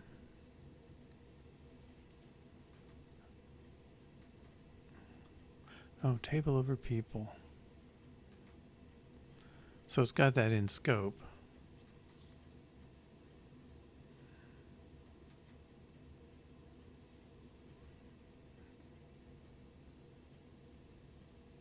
And it doesn't carry it through.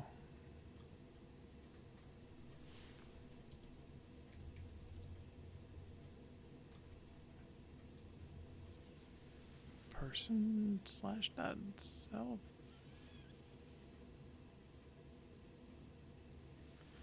Maybe I don't need an ID with this.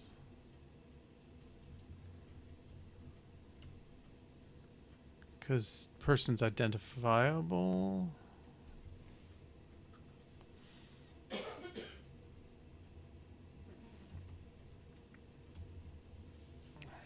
$0 dot given name. Should be slash dot.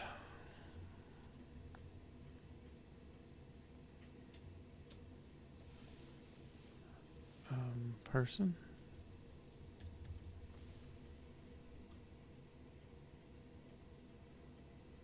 Contextual closure expects 0 arguments, so it doesn't give us the person. Like, how's it doing this? Okay. Let's try switch to a table example. I think that's the one we're on.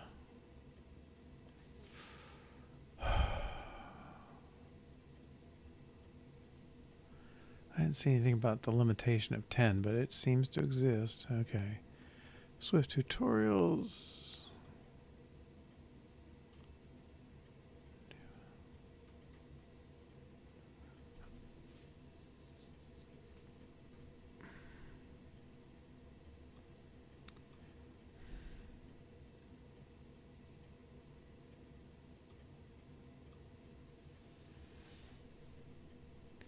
Let's take that one. Yeah.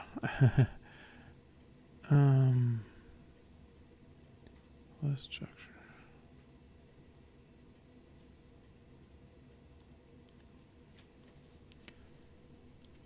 In this table view can be wrapped with table.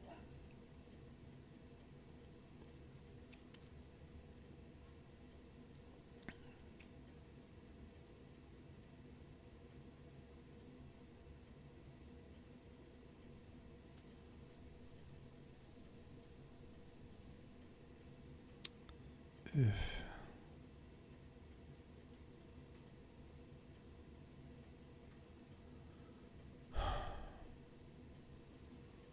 Yeah, that's not promising. Scrub away the junk on the edges.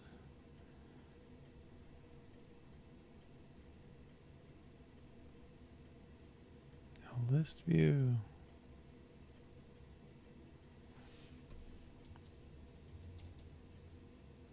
Not found table, okay. Not a good example.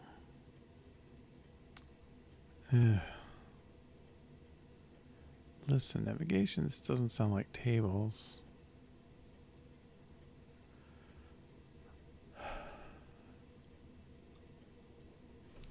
Let's, I think I already looked here.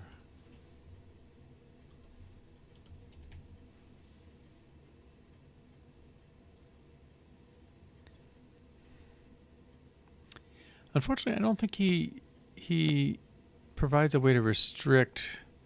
Like, I would love to just say, I just care about Swift UI. If I say Swift UI table, I'm getting Swift UI or table. I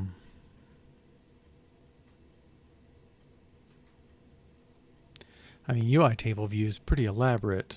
Swift UI table is pretty limited. I don't want to fight it, though.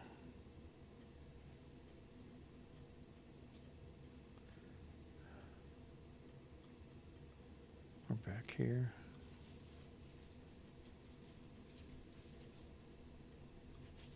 Okay, there we go. Multiple columns. These key paths show a title to show. Okay.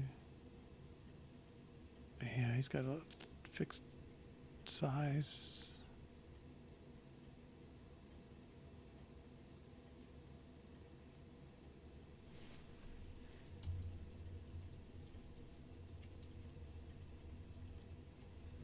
I don't know the word to find this. Maybe it's dynamic.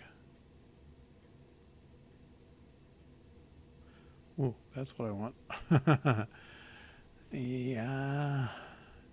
That's exactly what we saw. Unable to type check in a reasonable time.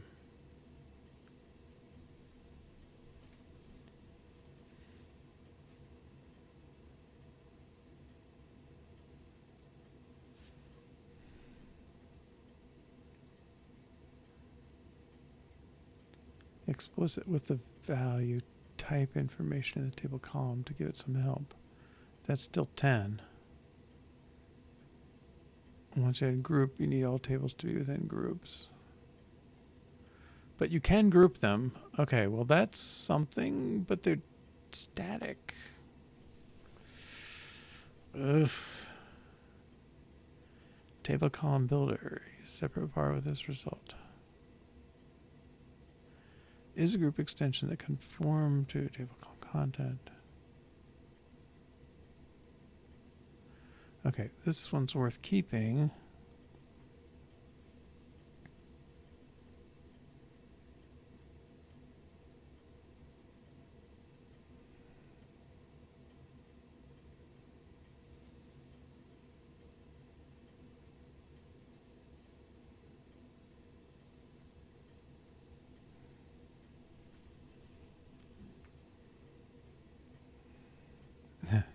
I made up an example and it doesn't compile. Surprise. Okay. Grid. Let's see if it says anything about this.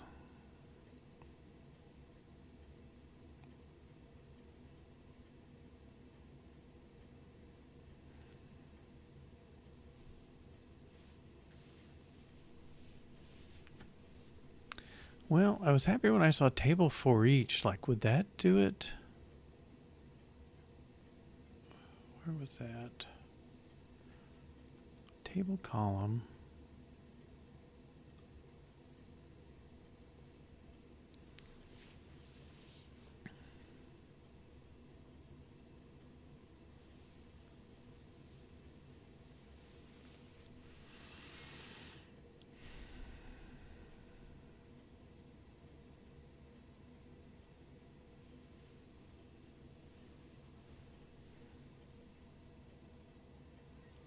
Okay, there's a label and a value. It's a key path. Okay. Column with strings.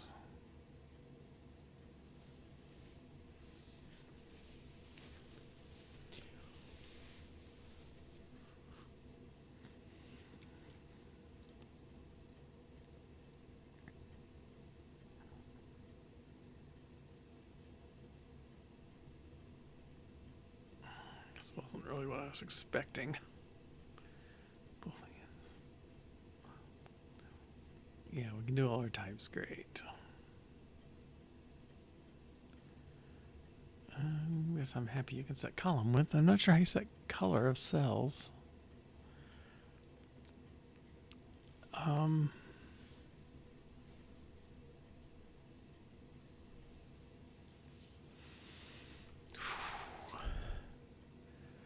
Well, this is not a happy moment for me.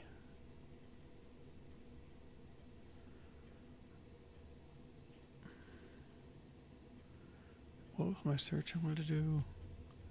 Create Swift UI table from dynamic columns.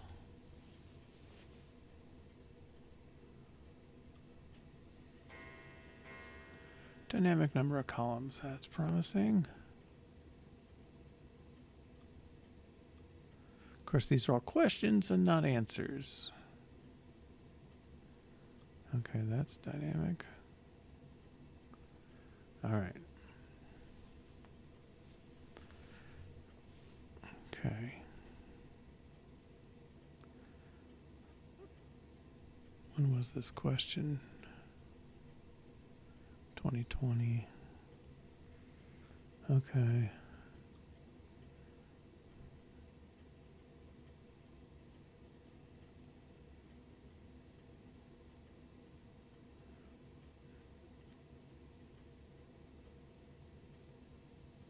He's doing HDEX with lazy V grids. Okay. We may have to do this.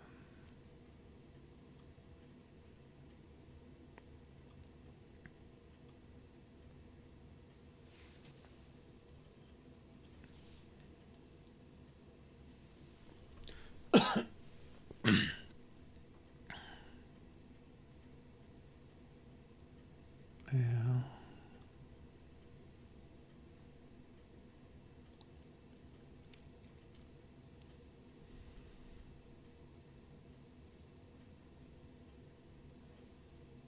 See, I would call this a list and not a table.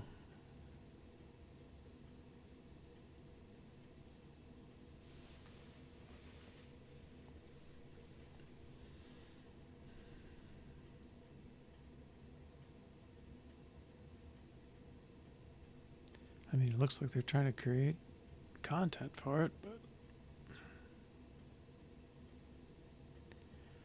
well, I'm not super hopeful here either.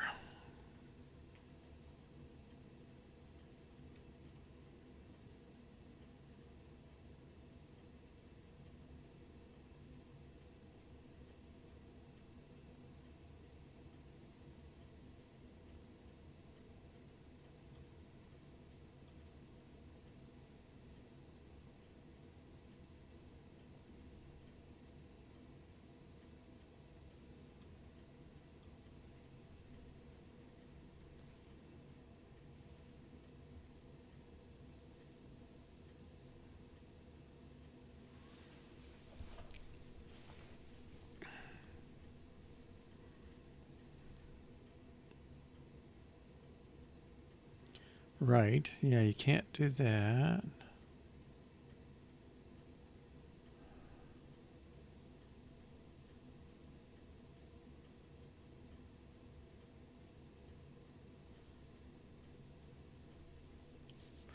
Dynamic number of columns is not supported by table. There is no init for each column, only via builder, up to 10 columns.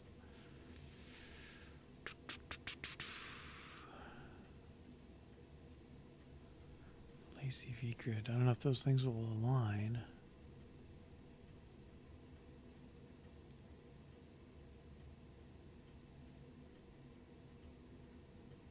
That's definitely odd.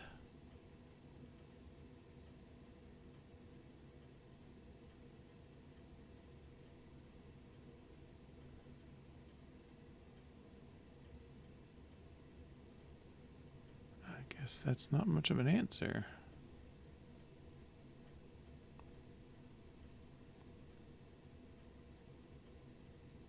Well, I'm curious for his sake, do we get the same problem? Do we see it as well?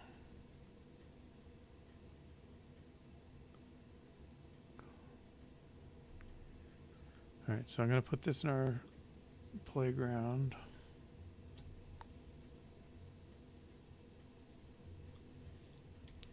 And I guess I should put what we're doing is really, at this point, it's table spike. Okay.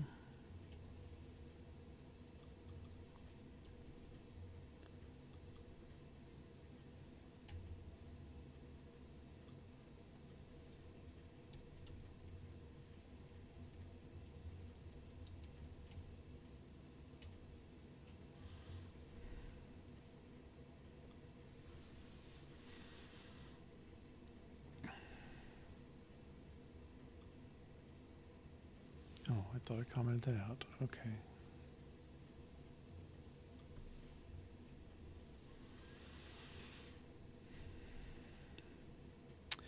I'm a little bugged, Apple. Oh, no, I got too many. Okay.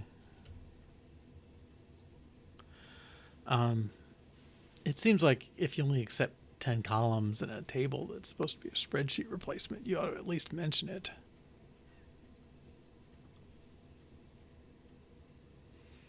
Spreadsheet-like view, I should say. I don't know how far that's going to go.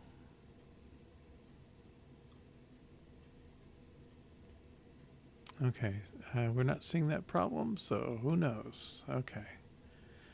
Well, it would have been nice to help somebody. Okay. So, let's look at lazy V-grid, I guess. How do you handle dynamic column names? Yeah, you can't do a for each on a changing property thing like that. I don't know. Is that right? I think this is probably more of a problem with the for each inside the table.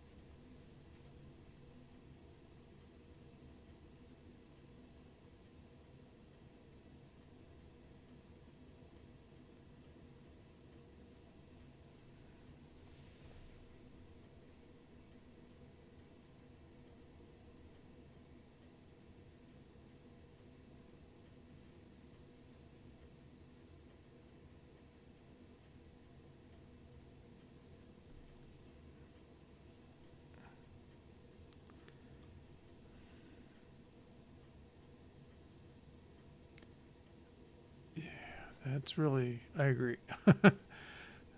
I mean, table just appeared recently, I think. iOS 16, macOS 12. So, let's see, table. Building a great Mac with Swift UI.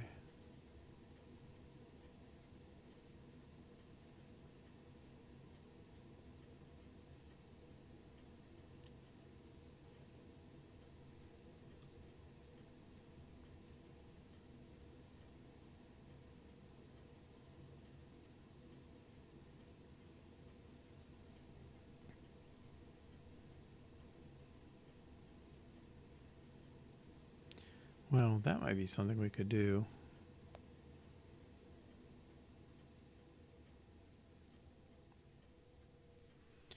You can create property wrappers to hold information between runs. But that's a diversion from table. Loading and displaying a large feed. That sounds like us.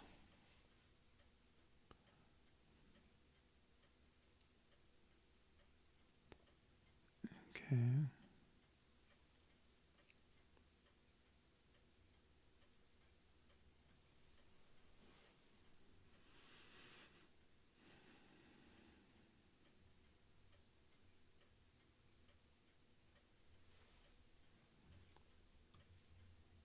I have to say, none of these sound like tables to me. Creating a table.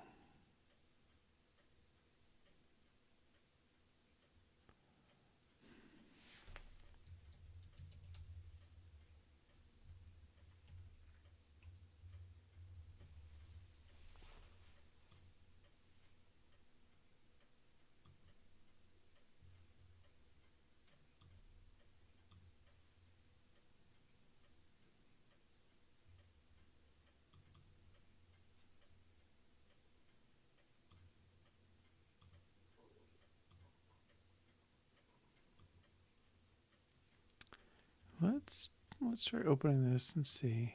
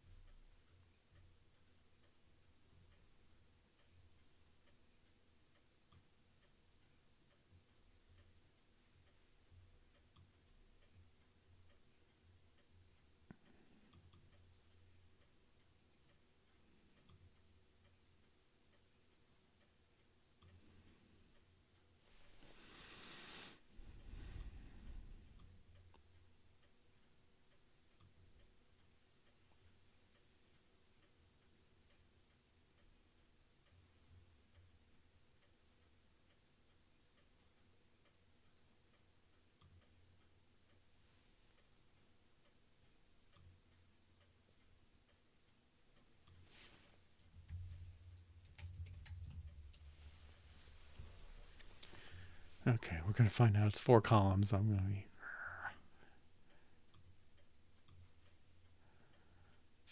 fixed number of columns. No, it's 6.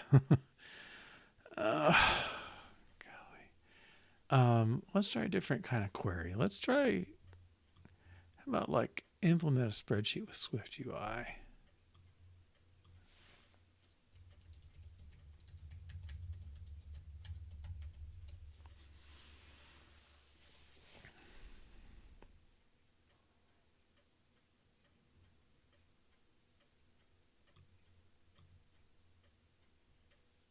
Yeah, lots of people wonder.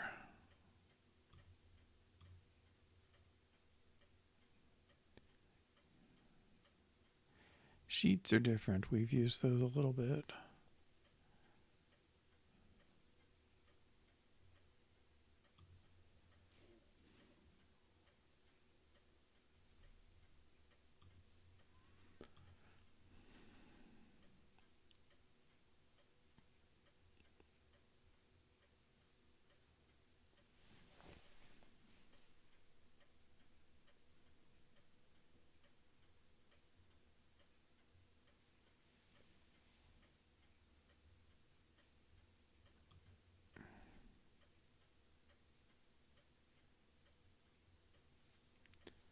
Okay, this is Swift. And we did that sort tables project last year, the year before, and it was built in UI Kit, the old framework, but you can wrap those entities in Swift UI.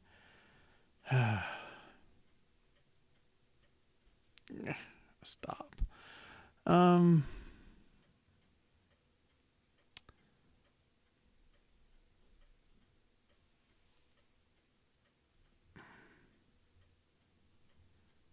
Reddit, I don't know. I don't really spend time there, but it seems like all these ones were Swift. Just seem like questions without good answers. like this may not be the right place to ask. Okay.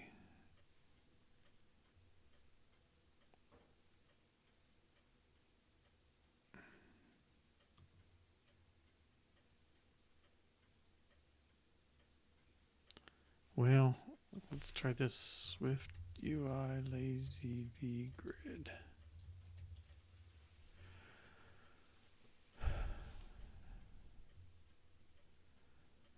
Grid.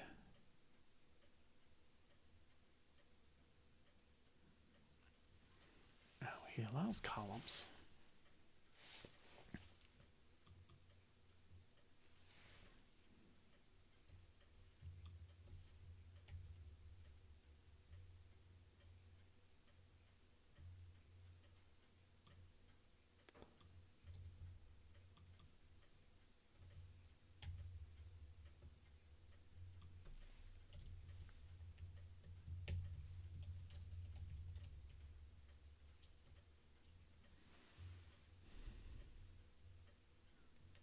I think I commented that out enough.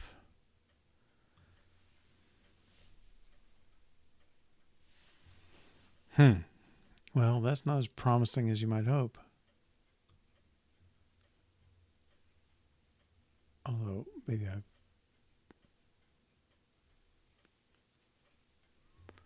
could probably give this some.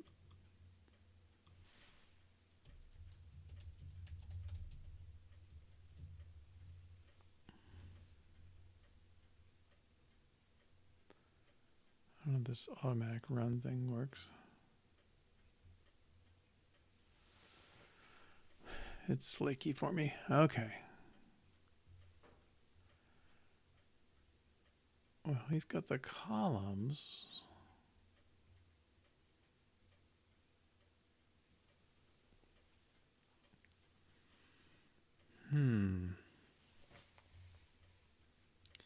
Oops, a lot of blanks.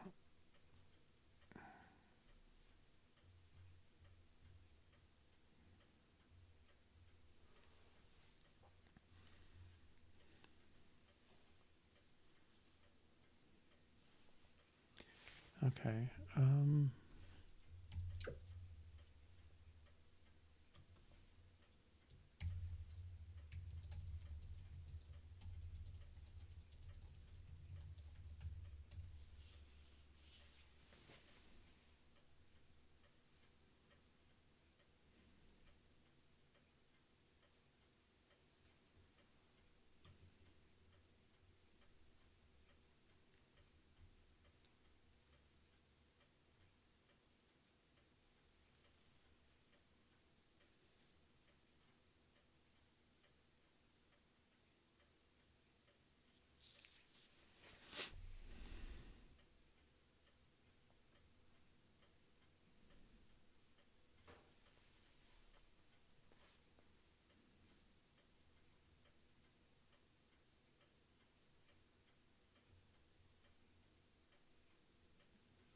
He doesn't mind lots of rows. How does he do on columns?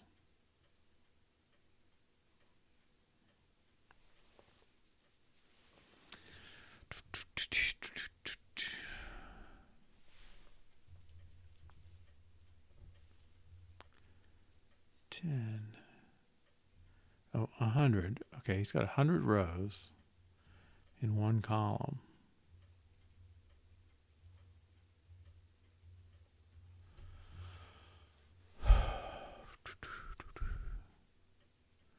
Okay, lots of rows.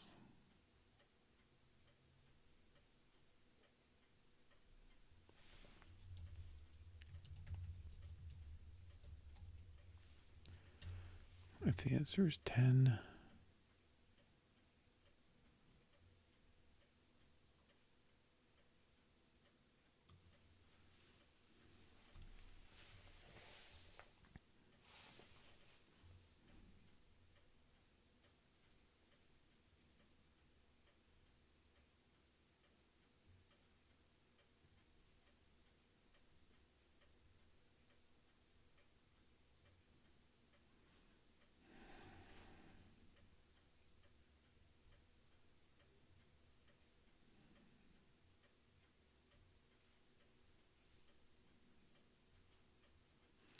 So you don't really care about the laziness because, I don't know, you're going to see the whole thing mostly. I don't know, 6,000 items, maybe a lot for this. I don't know. And that certainly has no trouble scrolling through a couple hundred. Whatever ADX is.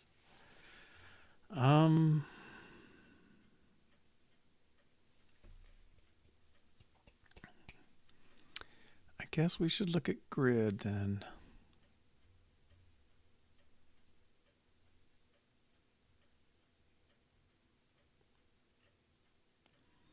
Well, it's going to have this 10 item problem, isn't it?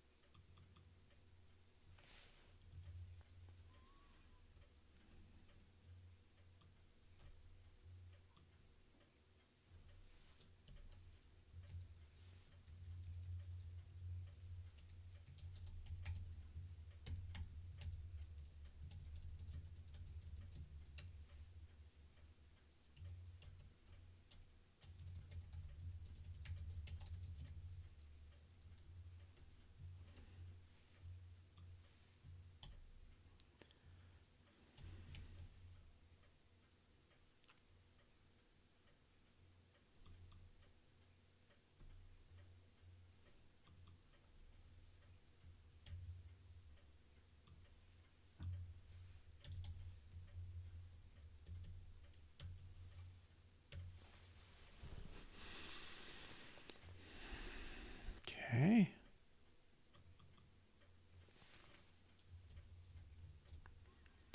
One, two, three, four, 5, 6, 7, 8, 9, 10.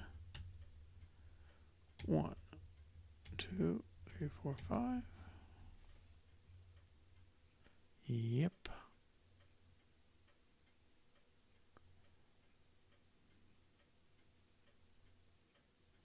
Let's take off these last 5.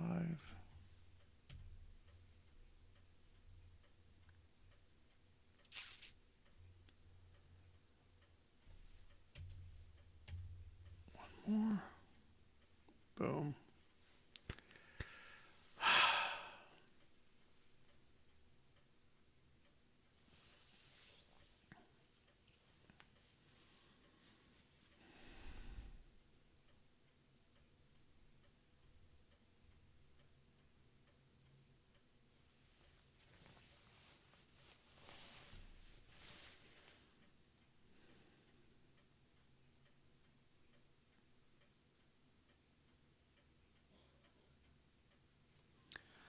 This is the stuff that makes me crazy.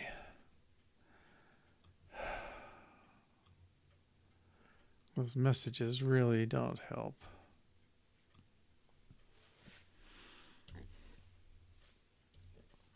It's funny, they had a nice presentation on making, basically using result builders, which is kind of what's going on here. What they did was, since they only allowed up to 10, well, no, they were talking about a different situation, but you have these structures like this, and this grid accepts 0 through 10 entries in it, rows in it. What they proposed doing was basically making error versions. So what if you put one that took 11 and then you gave an error message that said grid only supports 10 in rows maximum? It looked like it would be possible to do that, and it would certainly be I mean, yeah, I just hate running into this all the time. Also, this thing that I can't make for eaches.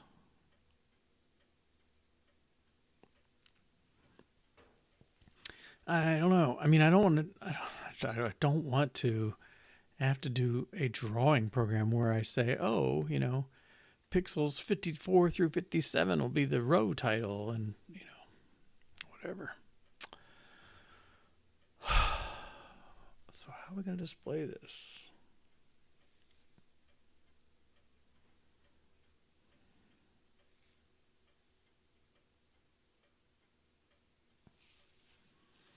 Well, we could do a super primitive version that's all in ASCII text. Maybe that's where we start.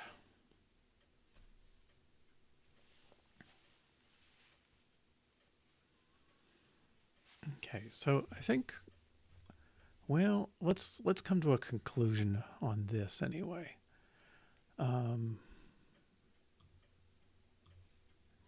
So we're going to have some sort of table object.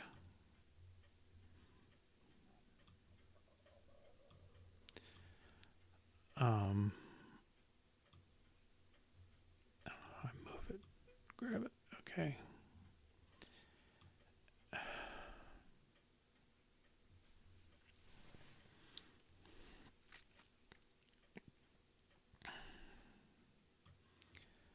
I mean, this can be something like, I'm thinking like 1.1, 1.2, 1.3. And this is our 3 plus what?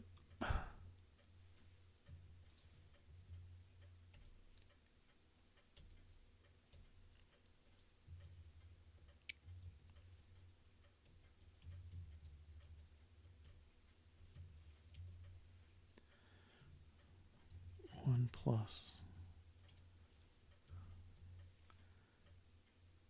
7. Well, no, we're going to write it as 7. Okay. It's measure backslash scale degree.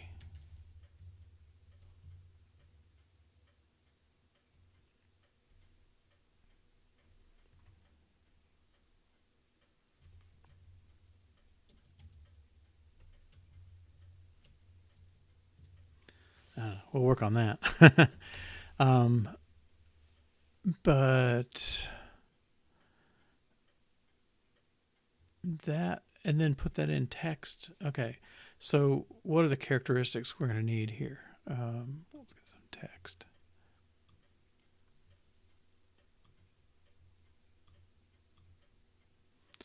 I don't know why this default of gray, it just seems so anti-accessibility to me. Maybe that's because my eyes are getting old. Okay. Also, I always want this for my default. All right. So we need columns are measure numbers. Let's see if we can make this thing small. I don't mind that.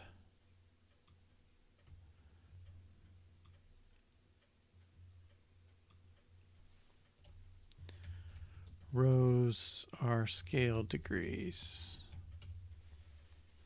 Okay. When we're counting them, we want to say things like, we want to increment scale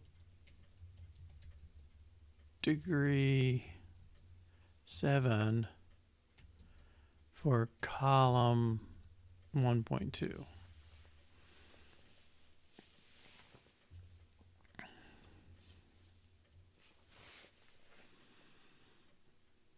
Okay, and then we need to fetch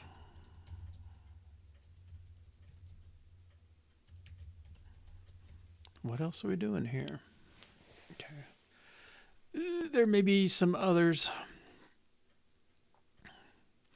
What happens for notes that are outside our range? We got to figure that one out. We could ignore them. We could put up in a different counter and then manage that.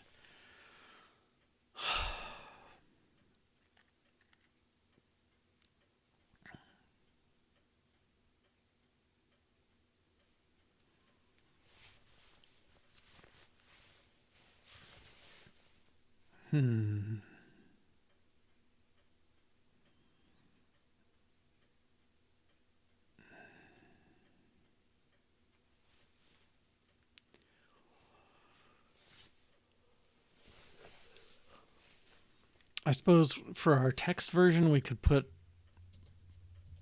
star in front of mode cells. And we're not going to try and draw with this.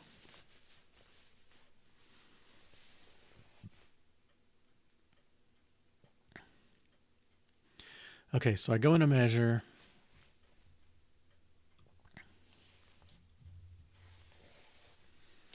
I don't even really... I don't even know if I guess I go to the measure and I just say measure 1, note 1, increment for scale degree 7.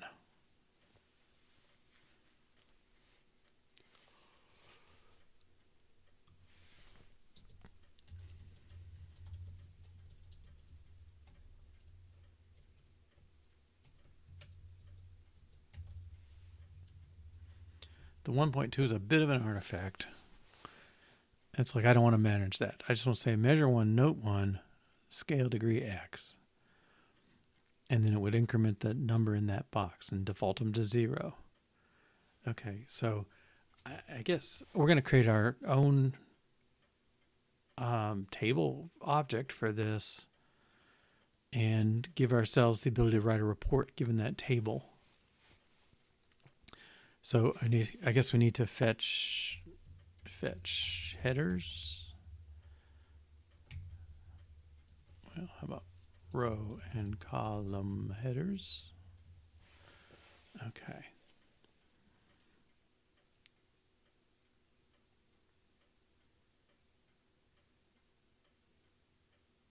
Okay.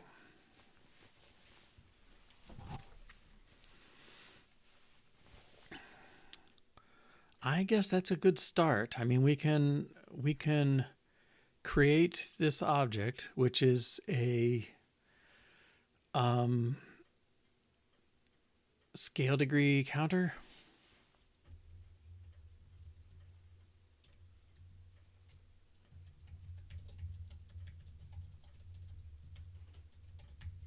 Sort of a table. It's got more information than a plain table. And you create this object, you shove stuff in and fetch stuff out. And then our report can just do it by hand. So we'll take it from there. All right, we'll pick up there next time. I may do some work this evening. Just I'm trying to keep this week as short as I can. Yeah. Anyway, next time is tomorrow, Tuesday, at 1 to 3:30 p.m. Eastern Time or 6 to 8:30 p.m. UTC. Thanks for joining today, and I hope to catch you in the future. Take care. Bye-bye.